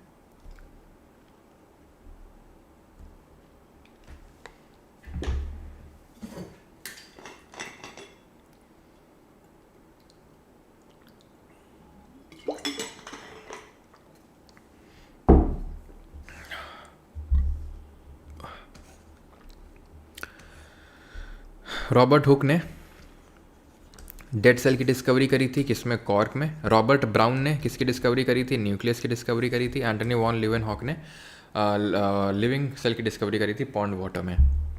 डिस्कवरी की अगर बात आई है, तो अगर हम बात करें सेल थ्योरी की, तो ये सेल थ्योरी किसने दी थी, जल्दी से बताइए। तो सेल थ्योरी दी थी शेल्डन और स्वान ने दिया था। देन हम सेल ऑर्गेनल्स पढ़ते हैं, ठीक है। सेल मेम्ब्रेन हर सेल में होती है, सेल वॉल सिर्फ कुछ में होती है, जैसे सेल वॉल आंखें बंद और सब इमेजिन करो। प्लांट में सेल्यूलोज की बनी होती है, बैक्टीरिया में पेप्टिन या पेप्टिडोग्लाइकन की बनी होती है, फंगस में कॉम्प्लेक्स शुगर काइटिन या चिटिन की बनी होती है। देन हम अंदर जाते हैं सेल के, तो वहाँ पर हमें देखने को मिलता है क्या, साइटोप्लाज्म जो फ्लूइड जेली लाइक मैट्रिक्स होता है। देन वहाँ पर हमें एंडोप्लाज्मिक रेटिकुलम देखने को मिलता है, जिसके दो पार्ट होते हैं, रफ और स्मूथ। रफ इसलिए होता है बिकॉज राइबोसोम होता है और वो प्रोटीन के सिंथेसिस में हेल्प करता है। देन स्मूथ जो होता है वो फैट और लिपिड के सिंथेसिस में हेल्प करता है, और जब इन दोनों का सिंथेसिस हो जाता है तो इसको ट्रांसपोर्ट करने का काम एंडोप्लाज्मिक रेटिकुलम करता है। गोल्गी अपरेटस तक पहुंचाता है और उसको पैकेज और डिस्पैचिंग करने का काम करता है, इसलिए उसको post office of the cell के नाम से जानते हैं। और अगर देखें suicide bag of the cell किसको जानते हैं, तो वो सुसाइड बैग जानते हैं लाइजोसोम को। लाइजोसोम कहाँ पर बनता है, ये बनता है गोल्गी एपरेटस में, और उसके अंदर जो हाइड्रोलिटिक एंजाइम भरा होता है वो रफ एंडोप्लाज्मिक रेटिकुलम में बनता है। और किचन ऑफ द सेल को, और किचन ऑफ द सेल को बात करें तो प्लास्टिड होते हैं। प्लास्टिड दो तरह, तीन मेनली तो इसे बोल देते हैं, क्रोमोप्लास्ट, क्लोरोप्लास्ट और ल्यूकोप्लास्ट। क्लोरो जो होते हैं क्लोरोफिल होता है, खाना बनाते हैं। क्रोमो कलर प्रोवाइड करते हैं, और जो ल्यूकोप्लास्ट होता है वो क्या करता है, वो फूड का स्टोरेज करता है। जैसे ल्यूकोप्लास्ट तीन तरह का होता है, एल्यूरो, एमाइलो, इलाइयो। इलाइयो जो है फैट का सिंथेसिस स्टोर करता है, एमाइलो जो है कार्बोहाइड्रेट का, और जो एल्यूरो है वो प्रोटीन को स्टोर करने का काम करता है। प्लास्टिड और माइटोकॉन्ड्रिया मात्र दो ऐसे सेल ऑर्गेनल हैं जिनके पास खुद का डीएनए और राइबोसोम होता है। प्लास्टिड सिर्फ प्लांट सेल में ही देखने को मिलता है। माइटोकॉन्ड्रिया को power house of the cell बोलते हैं। सॉशियस शेप का होता है, 0.6 से 1.2 माइक्रोमीटर का इसका डायमीटर होता है। ये एपोप्टोसिस प्रोग्राम सेल डेथ में इन्वॉल्व होता है। इसमें दो मेम्ब्रेन होती हैं, outer membrane, inner membrane. Outer membrane porous होती है, इनर मेम्ब्रेन में जो ऐसा क्रिस्टे होता है, क्रिस्टे मतलब ऐसा घूमा सा होता है, वो एटीपी का फॉर्मेशन करता है, एडेनोसिन ट्राइफॉस्फेट, जिसको energy currency of the cell के नाम से जानते हैं। और अगर बात करेंगे राइबोसोम, जो ऐसी कॉमन एक सेल ऑर्गेनल ही होती है जिसमें मेम्ब्रेन नहीं होती है, और ये दोनों में दैट इज़ यूकैरियोट और प्रोकैरियोट सेल में पाया जाता है। ये क्या होता है, यूकैरियोट वो होता है जिसमें उसके पास खुद का ट्रू न्यूक्लियस होता है और उसमें सारे सेल ऑर्गेनल होते हैं। लेकिन प्रोकैरियोट में क्या होता है, वो लोग प्रो होते हैं, उनके पास ना तो वो न्यूक्लियस होता है, या फिर हम बोल सकते हैं वेल डिफाइंड न्यूक्लियर रीजन नहीं होता, और बहुत सारे सेल ऑर्गेनल ही नहीं होते हैं। लेकिन राइबोसोम होता है, साइटोप्लाज्म होता है, सेल मेम्ब्रेन होती है, ठीक है। और जो अनडिफाइंड न्यूक्लियर रीजन होता है प्रोकैरियोट में, उसको हम बोलते हैं न्यूक्लियोइड। जैसे कि एग्जाम्पल के तौर पे बैक्टीरिया, आंखें खोल लो, बैक्टीरी डाउन भी हो गई, लो पता भी नहीं चला।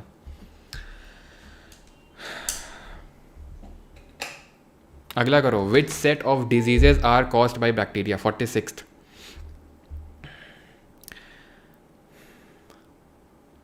हमें गजनी बना। विच सेट ऑफ डिजीजेज, और पेरोक्सिसोम तो छूट ही गया। पेरोक्सिसोम क्या होता है, ये ऑक्सीडेटिव क्रिस्टल्स बनाता है, और स्मूथ एंडोप्लाज्मिक रेटिकुलम की तरह डिटॉक्सिफिकेशन में इन्वॉल्व होता है, ठीक है, स्मूथ की तरह। बैक्टीरिया, इन्फ्लुएंजा, तो भाई इसको हम इन्फ्लुएंस ऑफ एविल स्टार के नाम से जानते हैं, ओके। ये हम कहाँ आ गए, ठीक है। और डेंगू की अगर बात करें, वायरस की वजह से होता है, और इसमें कौन सा कैरियर होता है, तो इसमें फीमेल एडीज एजिप्टी। मलेरिया में होता है फीमेल, हाँ सही है, एडीज एजिप्टी। चिकनगुनिया और डेंगू में फीमेल एडीज एजिप्टी होता है। मलेरिया में फीमेल एनोफिलीज मस्कीटो होता है। कॉलरा भी बैक्टीरिया की वजह से होता है, विब्रियो कॉलरे, लेकिन ये तो वायरस की वजह से होता है ना। और वायरस भी कौन, तो फ्लैविनॉइड सीरीज़ जो इनकी फैमिली ऑफ वायरस होती है उससे बिलोंग करते हैं। तो ये तो गया आपका। मलेरिया ये प्रोटोजोआ की वजह से होता है। कौन सा प्रोटोजोआ होता है, प्लाज्मोडियम में कौन सा मोड ऑफ सेक्सुअल रिप्रोडक्शन होता है, मल्टीपल फिजन होता है। मलेरिया का कैरियर कौन होता है, फीमेल एनोफिलीज होता है। कौन सा डे होता है, मलेरिया डे 25 अप्रैल होता है। सिंचोना जो हमने पढ़ा था, एवरग्रीन फॉरेस्ट में जो ट्री होता है, इसकी जो छाल होती है उससे इसकी दवा बनती है, क्यूनाइन नाम की। कॉमन कोल्ड जो होता है, ये होता है कॉमन कोल्ड किससे, राइनो वायरस से, तो ये भी नहीं होगा। डेंगी आगे हट जाओ, टाइफाइड, कॉलरा, ट्यूबरक्लोसिस, ठीक है। तो ट्यूबरक्लोसिस जो होती है ये टीबी, ठीक है, टीबी इसको लिख देते हैं, ट्यूबरक्लोसिस। तो ये क्या करती है, रेस्पिरेटरी ट्रैक्ट को अफेक्ट करती है। कॉलरा जो होती है, कॉलरा ये वाटर से स्प्रेड होती है disease, vibrio cholera, Salmonella typhi. और ट्यूबरक्लोसिस किससे होती है, जरा बताओ। ट्यूबरक्लोसिस से बचने के लिए एक वैक्सीन होती है, BCG, बैसिलस कैलमेट ग्यूरिन, ठीक है। 47, विच of the following is the correct sequence of the alkaline earth metals. Alkaline earth metal का करेक्ट सीक्वेंस क्या है, तो बेटा मांगे कार, स्कूटर बाप रोए, ऐसे याद करते हैं ना हम लोग। हेलीना, कब्र से फरार, ठीक है, बेटा मांगे कार, स्कूटर बाप रोए। तो hydrogen, lithium, sodium, potassium, rubidium, caesium, francium, beryllium, magnesium, calcium, strontium, barium and radium. तो बेटा मांगे कार, स्कूटर बाप रोए, ऑप्शन नंबर बी। और हमें पता होना चाहिए ऊपर से नीचे जाने में क्या होता है, एटॉमिक साइज इंक्रीज करता है ऊपर से नीचे जाने में, ठीक है। मेटालिक करेक्टर इंक्रीज करता है। Ionization energy, electron gain affinity, ionization gain enthalpy, ये सब डिक्रीज करते हैं ऊपर से नीचे जाने में। और जो भी चीज़ ऊपर से नीचे में इंक्रीज़ करती है वो लेफ्ट से राइट में डिक्रीज़ करती है, जो भी ऊपर से नीचे में डिक्रीज़ करती है वो लेफ्ट से राइट में इंक्रीज़ करती है। ये सारी चीज़ें आपको ध्यान में रखना है। इज दैट क्लियर और not? Who among the following was the first sultan of Delhi to style himself as Zille Ilahi? कौन था जिसने जिले इलाही का टाइटल लिया था?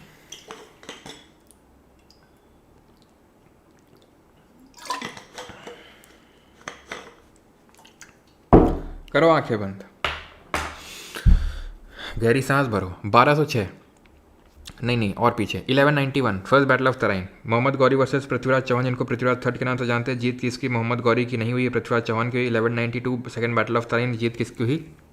मोहम्मद गौरी की हुई। 1194 में बैटल ऑफ चंदावर हुआ, जिसमें कि मोहम्मद गौरी ने किसको हराया? राजा जयचंद को हराया। राजा जयचंद की बेटी थी संयोगिता ने विवाह कर लिया था पृथ्वीराज चौहान के साथ। और उसको किस पर्टिकुलर टेक्स्ट में, किस किताब में किसने बताया था, ये जरा कमेंट में आप बताएंगे, ठीक है। तो उसमें किसको बताया गया था? पृथ्वीराज रासो। किसने लिखी थी? चंद बरदाई ने लिखी थी उसको, ठीक है। देन आगे हम बढ़ते हैं 1194 में, तो ये हो गया। देन 1206 में कुतुबुद्दीन ऐबक, जो एक स्लेव था, जो एक गुलाम था, मोहम्मद गौरी का। मोहम्मद गौरी के 3-4 गुलाम थे, याल्दूस, कुबाचा, और उसमें था एक अलाउद्दीन खलजी, और एक था बख्तियार काकी, ठीक है। बख्तियार काकी वही था जिसने नालंदा यूनिवर्सिटी को डिस्ट्रॉय किया था। नालंदा यूनिवर्सिटी बनाई किसने थी? कुमार गुप्त वन ने बनाई थी। 1206 में कुतुबुद्दीन ऐबक दिल्ली सल्तनत की नींव रखता है, और ना सिर्फ दिल्ली सल्तनत बल्कि अपनी पहली डायनेस्टी स्लेव डायनेस्टी की नींव रखता है। 1206। 1210 में मर जाता है वो। कैसे मर जाता है? पोलो खेलते वक्त क्या करता है? अलाउद्दीन का झोपड़ा बनवाता है अजमेर में, और आपका ये कुव्वतुल इस्लाम बनाता है, जो कुतुब मीनार के बगल में बना हुआ है। पोलो खेलते वक्त मर जाता है। देन उसके बाद उसका गुलाम और उसका दामाद इल्तुतमिश आता है। 1210 से लेकर 1236 तक वो सिल्वर टंका कॉपर जीतल स्टार्ट करता है, और चहलगानी सिस्टम स्टार्ट करता है, इक्ता सिस्टम इंट्रोड्यूस करता है वो, ठीक है। उसके बाद उसके बेटी आती है 1236 से लेकर 1240, रजिया सुल्तान आती है, पहली फीमेल रूलर थी, मुस्लिम रूलर थी मेडिवल इंडिया की। देन उसकी डेथ हो जाती है 1240 में। और तबाकत एक नसीरी किताब है, जिसमें कि किसने लिखी उस किताब को, जिसमें उसको बहुत ही एबल रूलर बताया गया था। देन उसके बाद 1266 में आता है बलबन, जिसने खुद को ज़िले इलाही का टाइटल दिया, चहलगानी सिस्टम को ख़त्म किया, और सिजदा और पैबोस को शुरू किया, और दीवाने अर्ज एक मिलिट्री डिपार्टमेंट को स्टैब्लिश किया। Then Kaiqubad was the last ruler of the slave dynasty. Slave dynasty खत्म हो जाती है 1290 में। 1290 में आता है जलालुद्दीन खिलजी। 1290 से लेकर 1296 तक रहता है वो। कौन? जलालुद्दीन खिलजी, खिलजी डायनेस्टी का पहला संस्थापक। देन आता है हमारा अलाउद्दीन खिलजी, जो 1296 से लेकर 1316 तक रहता है अलाउद्दीन खिलजी। और अलाउद्दीन खिलजी ने तो बहुत सारी चीज़ें की, जैसे मार्केट रिफॉर्म्स लाया, 3 मार्केट उसने सेटअप करी। सराय आदिल कपड़ा के लिए सेटअप किया, एक ग्रेन के लिए मार्केट सेटअप किया। ग्रेन मार्केट को जो देखता था उसका नाम क्या था? उसका नाम था शहना हर मार्केट को देखता था, और ग्रेन मार्केट को देखता था शहनाए मंडी उसको बोला गया, उस ऑफिसर को बोला गया। उसने जो दीवाने मुस्त खराज और दीवाने रियासत 2 डिपार्टमेंट सेटअप किए। दीवाने जो मुस्त खराज है वो डिपार्टमेंट ऑफ एरियर होता था। अलाउद्दीन खिलजी ने इक्ता सिस्टम को ख़त्म किया। उसका मिलिट्री कमांडर था मलिक काफूर, जिसको 1000 दिनारी के नाम से जाना जाता था। उसने साउथ इंडिया में बहुत सारे एक्सपेडिशंस किए, तो उसकी एक टांग निकली थी हॉकी के बाद ठीक है। उसके बाद आता है कौन? अलाउद्दीन खिलजी के बाद जो है मलिक काफूर ने किसको किया? जो उमर है उसको प्लेस किया, अलाउद्दीन का छोटा बेटा। वो सब उमर भूल जाओ अभी के लिए। 1236 से लेकर 1240 तक ऐसे ही चलता रहा। और अलाउद्दीन के रिगार्डिंग एक चीज़ और ध्यान रखना कि इसने जो है सिरी बनवाया था, ठीक है। सिरी की सिटी स्टैब्लिश करी थी, सिरी फोर्ट स्टैब्लिश किया था। प्लस इसने जो एंट्रेंस है अलाई दरवाज़ा, ठीक है, कुतुब मीनार का, उसको इसने बनवाया था। किसने? अलाउद्दीन खिलजी ने। इसके टाइम पे आमिर खुसरो एक कोर्ट पोएट हुए, और आमिर खुसरो को टाइटल दिया गया था अलाउद्दीन के द्वारा तूते हिंद का, ठीक है। नूहे सिफिर, ये आमिर खुसरो ने कंपोज किया था, नूहे सिफिर, ठीक है। देन अगर बात करेंगे आगे हम बढ़ते हैं 1200 एक सेकंड 1300 कहाँ से 1296 से लेके ओके 1316 1320, ठीक है। 1320 में ख़त्म हुई खिलजी। देन 1320 में शुरू होती तुगलक में आता है घियासुद्दीन तुगलक, देन मोहम्मद बिन तुगलक, देन आता है फिरोज शाह तुगलक। घियासुद्दीन के रिगार्डिंग कुछ याद रखना नहीं है हमें। आता है मोहम्मद बिन तुगलक, जिसको वाइजेस्ट फूल के नाम से जानते हैं। इसने क्यों जानते हैं? क्योंकि इसने दिल्ली से दौलताबाद या देवगिरी कैपिटल शिफ्ट किया, टोकन करेंसी इंट्रोड्यूस किया, प्लस इसने क्या किया? और इसने किया कुराचिल और खुरासान एक्सपीडिशन करने की कोशिश करी। इसने जो है क्या किया? जो लो एडमिनिस्ट्रेटिव पोस्ट पे लोग बैठे हुए थे, कुक, बार्बर, माली, इन सबको गार्डनर, जैसे लाडा पीरा 2 गार्डनर थे, उनको सबको हाई एडमिनिस्ट्रेटिव पोस्ट पे अपॉइंट कर दिया। ऐसा ज़ियाउद्दीन बरानी का कहना था अपनी किताब तारीख़ फ़िरोज़ शाही में, ये चीज़ आपको पता होनी चाहिए। देन उसके बाद करेंगे मोहम्मद बिन तुगलक की। तो मोहम्मद बिन तुगलक और कुछ तो याद नहीं रख सकते, नहीं, फ़िरोज़ शाह तुगलक आता है जिसने कि काफ़ी सारे एग्रीकल्चर के लिए रिफॉर्म्स लिए इसने। और हाँ, मोहम्मद बिन तुगलक ने दीवाने कोई यानी कि एग्रीकल्चर डिपार्टमेंट स्टैब्लिश किया, ठीक है, एग्रीकल्चर का डिपार्टमेंट। और फ़िरोज़ शाह तुगलक उसके बाद आया जिसने कि दीवाने बंदगान that is department of slave और दीवाने खैरात डिपार्टमेंट ऑफ डोनेशन स्टार्ट किया। देन उसके बाद 1414 में वो खत्म हो जाता है। 1414 से लेकर 1451 तक सैयद डायनेस्टी होती। क्यों होती? क्योंकि तुगलक डायनेस्टी का जो आखिरी रूलर था मोहम्मद शाह तुगलक, उसके टाइम पे तैमूर का अटैक हो गया। वो क्या वो सॉरी हाँ नहीं, चंगेज़ खान का अटैक हुआ था। तैमूर का अटैक तो हुआ था इल्तुतमिश के टाइम पे, जिसने कि उसने सक्सेसफुली रेजिस्ट कर दिया था। चंगेज़ खान का अटैक हुआ जो कि ये लोग सफ़र नहीं कर पाए। तुगलक डायनेस्टी का एंड हुआ और यहाँ से सैयद डायनेस्टी स्टार्ट हो जाती है। सैयद डायनेस्टी का फाउंडर था खिज़्र खान। इसके अलावा कुछ याद नहीं रखना है। 1451 में वो ख़त्म हो जाती है। देन 1451 तक से लेकर 1526 तक चलती है लोधी डायनेस्टी। लोधी का फाउंडर था बहलोल लोधी। देन सिकंदर लोधी। देन आखिरी में इब्राहिम लोधी। इब्राहिम लोधी को हमें पता है बाबर ने हरा के फर्स्ट बैटल ऑफ पानीपत में लोधी वंश को दिल्ली सल्तनत का अंत कर दिया था। और सिकंदर लोधी की अगर बात करेंगे तो उसने अपनी पोएम कंपोज कर ली थी गुलरुखी के नाम के अंडर में। और इन लोगों ने डबल डोम आर्किटेक्चर को भी डेवलप किया था। खत्म हो गया दिल्ली सल्तनत, खत्म, ठीक।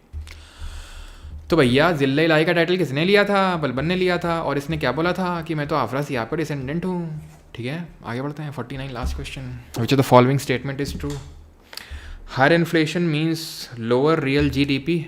सिट्रस पैरिबस, क्या नाम है? Ceteris paribus. Price index is 200 if nominal GDP and real GDP are the same. बताओ।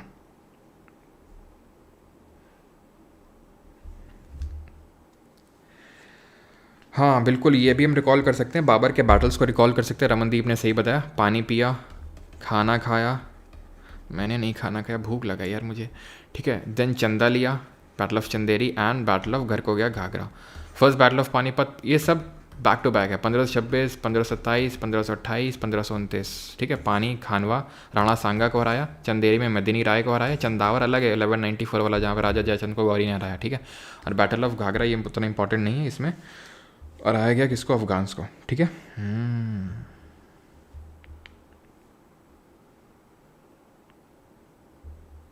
बिल्कुल सही है, बिल्कुल। सांस ना टक जाए। हाँ चलो भाई, तो आंसर क्या होगा? अब जो है क्या हुआ, थोड़ा जीडीपी खेल लेते हैं थोड़ी देर अभी। तो जीडीपी क्या होता है? इसके लिए थोड़ा सा पानी पीना पड़ेगा। हर क्वेश्चन के लिए एक पानी का घूंट लगाना पड़ेगा।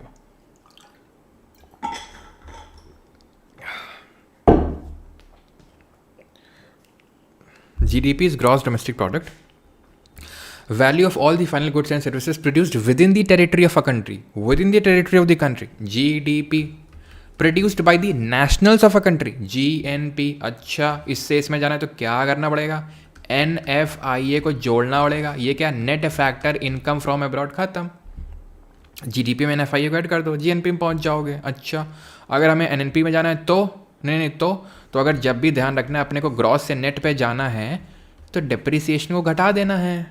जैसे मुझे जीडीपी से मुझे एनडीपी चाहिए तो मैं जीडीपी पकड़ूंगा, डिप्रिसिएशन घटा दूंगा। मुझे एन पी चाहिए तो मैं GNP से डिप्रिसिएशन घटा दूंगा, ठीक है। यानी कि अगर मुझे ग्रॉस से नेट पे जाना है डिप्रिसिएशन घटा दो। अगर मुझे डोमेस्टिक से नेशनल में जाना है तो NFIA को जोड़ दो, ठीक है। और अगर मुझे फैक्टर कॉस्ट में जाना है, किससे? मार्केट प्राइस से, तो नेट इनडायरेक्ट टैक्स को घटा दो। मार्केट प्राइस, इनडायरेक्ट टैक्स क्या होता है? Indirect tax minus taxes. क्या लिख रहा हूँ मैं? क्या लिख रहा हूँ ये मैं? नहीं मैं क्या लिख क्या रहा हूँ ये? इनडायरेक्ट टैक्स माइनस सब्सिडी, ठीक है। क्लियर है? अब इसी को तुम लिख दो market price minus indirect tax plus subsidy. वही अलग अलग लिखने के तरीके हैं, ठीक है। अब हम ये समझते हैं कि नॉमिनल और रियल जीडीपी में अंतर क्या होता है। तो real GDP is adjusted to inflation. Example के तौर पे कोई फर्म है, ठीक है, कोई फर्म है, मान लेते हैं आज से 10 साल पहले 10 यूनिट ऑफ पार्ले जी बना रही थी और पार्ले जी की कीमत थी 5 रुपये, तो 50 रुपये का कंट्रीब्यूशन था जीडीपी में। आज भी आज मान लेते हैं 100 रुपये का कंट्रीब्यूशन दे रही है, तो क्या हम बोलते हैं कि डबल हो गया जीडीपी में कंट्रीब्यूशन इसका? नहीं, हाँ हो गया नॉमिनल टर्म्स में, लेकिन रियल टर्म्स में हमें पता चला कि जो पार्ले जी 5 रुपये मिलता था आज आज अगर हम देखने जाएंगे वो 20 रुपए का हो चुका है। यानी अगर 100 रुपए का कंट्रीब्यूशन जीडीपी में है और 20 रुपए एक बिस्किट का प्राइस है, तो इन्होंने सिर्फ 5 यूनिट प्रोड्यूस करी, पहले 10 प्रोड्यूस कर रहे थे, यानी कि इनका जीडीपी में कंट्रीब्यूशन कम हो गया। ये कैसे पता चला? ये सर पता चला जब हमने इन्फ्लेशन को हटा दिया। और उसके लिए हम क्या करते हैं, उसके लिए हम क्या कर लेते हैं, बेस ईयर को ले लेते हैं। तो ये अंतर होता है। क्या अंतर होता है कि जो रियल जीडीपी होती है इसमें it is calculated on constant prices on base year. एक बेस ईयर लेते हैं, जैसे कि अभी करंट में 2011-12 नहीं है, हाँ 2022-23 हो चुका है, ठीक है। और जो नॉमिनल जीडीपी है उसका वो क्या होता है, it is calculated on current prices, जो करंट में चल रहे हैं। Real constant, nominal, current. इसमें क्या होता है, बेस ईयर होता है। क्या है, 2011-12 पहले था और अभी रिसेंट में भी 1-2 महीने पहले ही चेंज हुआ है, 2022-23, खत्म बात। तो higher inflation means lower real GDP, yes, क्योंकि इन्फ्लेशन की हवा को निकाल देता है। कैसे? एक होता है जीडीपी डिफ्लेटर, मुद्रास्फीति कारक, जो क्या करता है, इसका फॉर्मूला होता है real GDP, oh no no no no no, nominal GDP, ठीक है, nominal GDP upon real GDP into 100। इसी को ही बोल देते हैं क्या, प्राइस इंडेक्स। तो अगर प्राइस इंडेक्स 200 है, इसका मतलब नॉमिनल और रियल बराबर है ना भैया। तुम सोचो, अगर ये और ये बराबर हो जाएंगे, कट जाएगा, 100 आ जाएगा। प्राइस इंडेक्स 100 अगर है तो नॉमिनल और रियल बराबर है, तो हटो ओनली ए। ठीक, ये चीज़ क्लियर हुई। अब समझो, क्या समझो कि ये तुम बताओ कि नेशनल इनकम को निकालने कितने तरीके होते हैं। और आखिरी क्वेश्चन कर दो 49, यहाँ पर बताते हैं हमको, ठीक है। नेशनल इनकम को कैलकुलेट करने के कितने तरीके होते हैं? 3 तरीके होते हैं। एक तो होता है वैल्यू एडेड मेथड, ओके, इसी को प्रोडक्ट मेथड बोलते हैं। एक होता है आपका एक्सपेंडिचर मेथड, और एक होता है इनकम मेथड। एक्सपेंडिचर का फॉर्मूला होता है चिंगम, मोटू पत्तू देखा है किसी ने, चिंगम, ठीक है। तो ये है कंजम्पशन एक्सपेंडिचर, ये है इन्वेस्टमेंट एक्सपेंडिचर, ये गवर्नमेंट एक्सपेंडिचर, ये एक्सपोर्ट, ये माइनस इंपोर्ट, ओके। इसको बोल देते हैं NX, that is next net export. Income उसमें क्या होती है, तो इनकम में हम लेते हैं क्या सबकी, जैसे कि लैंड में कैपिटल, तो ठीक है वो ले लेते हैं। अच्छा ये बताओ सरप्लस, ऑपरेटिंग सरप्लस क्या होता है? तो ध्यान रखना, ऑपरेटिंग सरप्लस होता है जिसमें कि इंटरेस्ट रेट आता है, जिसमें कि आपके प्रॉफिट आते हैं, जिसमें कि आपका रेंट आता है। इसमें ऑपरेटिंग सरप्लस में वेजेस नहीं आते हैं, ध्यान रखना। ऑपरेटिंग सरप्लस में वेजेस नहीं आते हैं, ऑपरेटिंग सरप्लस में वेजेस नहीं आते हैं, ध्यान रखना। नेशनल इनकम एक ऐसा कॉन्सेप्ट है, ये एक मैक्रो इकोनॉमिक कॉन्सेप्ट है। फादर ऑफ मैक्रो इकोनॉमिक्स किसको बोलते हैं? जॉन मेनार्ड किनीस को बोलते हैं। फादर ऑफ माइक्रो इकोनॉमिक्स किसको बोलते हैं? एल्फ्रेड मार्शल को बोलते हैं, प्लस साथ ही साथ एडम स्मिथ को भी बोलते हैं। एडम स्मिथ ने कौन सी किताब लिखी थी? वेल्थ ऑफ नेशंस लिखी थी। जॉन मेनार्ड किनीस ने कौन सी लिखी है? जनरल थ्योरी ऑफ एम्प्लॉयमेंट लिखी है। कहाँ से बिलोंग करते हैं? इंग्लैंड से। खत्म हो गया। ये क्वेश्चन तुम करोगे क्योंकि बता चुके हैं लेक्चर के दौरान ही, ठीक है। 8 बज चुके हैं, अब लेक्चर को उसको पब्लिक करने का टाइम आ चुका है इंटरनेशनल वाले का, ठीक है। 15 मिनट बाद करते हैं उसको, आराम से मस्त नहा धो के 15 मिनट बाद आ जाना उसको देखने। बाकी इसका आंसर तुम कमेंट बताओगे क्योंकि मैंने पहले ही बता चुका हूँ, ठीक है। सबसे ज़्यादा इंडिया में कौन सी सॉइल पाई जाती है। ख़त्म होता है लेक्चर, ठीक है। जाओ अपने अपने घर, बढ़िया मस्त इन्जॉय करो। और स्पॉटिफाई पे हम अवेलेबल है, और फैट मैन और लिटिल बॉय भी अवेलेबल है, लेकिन स्पॉटिफाई पे नहीं, अमेजोन और फ्लिपकार्ट पे, ओके। चलो भाई, कैसा लगा आपको? हमने लगभग पढ़ाई करी 2.5 घंटे, ऑलमोस्ट 2.5 घंटे से 5 मिनट कम होगा। और अब किसी को अपनी कुछ भावनाएं अगर व्यक्त वगैरह करनी हो, कुछ अगर जैसे शेयर वगैरह करना हो, तो 8840286735 व्हाट्सएप है, ठीक है। ये इसमें वीडियो नहीं चल रहा, ऐप नहीं चल रहा, वो सब नहीं, ठीक है। कमर तोड़ का कार्यक्रम हो गया, वो कहीं और आप भेजेंगे, मैं आपको बता देता हूँ वो कहाँ भेजना है, ठीक है। बाकी जैसे आपका कल से एग्ज़ाम हो तो आप ज़रूर बताइएगा। बेस्ट ऑफ लक सभी को कि कैसा आप लोगों का एग्ज़ाम हुआ, ठीक है। इसमें मेरे व्हाट्सएप पे 8840286735 पे। बाकी अगर आपको कुछ टेक्निकल क्वेरी होता है, वो ऐप नहीं चल रहा है सब, तो एक अलग से हमारे भाई साहब हैं, वो सब देखते हैं। तो 9235798380, ठीक है। ये जो क्वेरी देखते हैं आपकी, वो है उनका नंबर है, ठीक है। तो यहाँ पर आप वो कर सकते हैं। Alright, thank you. इसका PDF परमार SSC के टेलीग्राम चैनल पे मिल जाएगा, तो वहाँ से आप डाउनलोड कर सकते हैं, ठीक है। परमार SSC टेलीग्राम चैनल से आप डाउनलोड कर सकते हैं, ओके।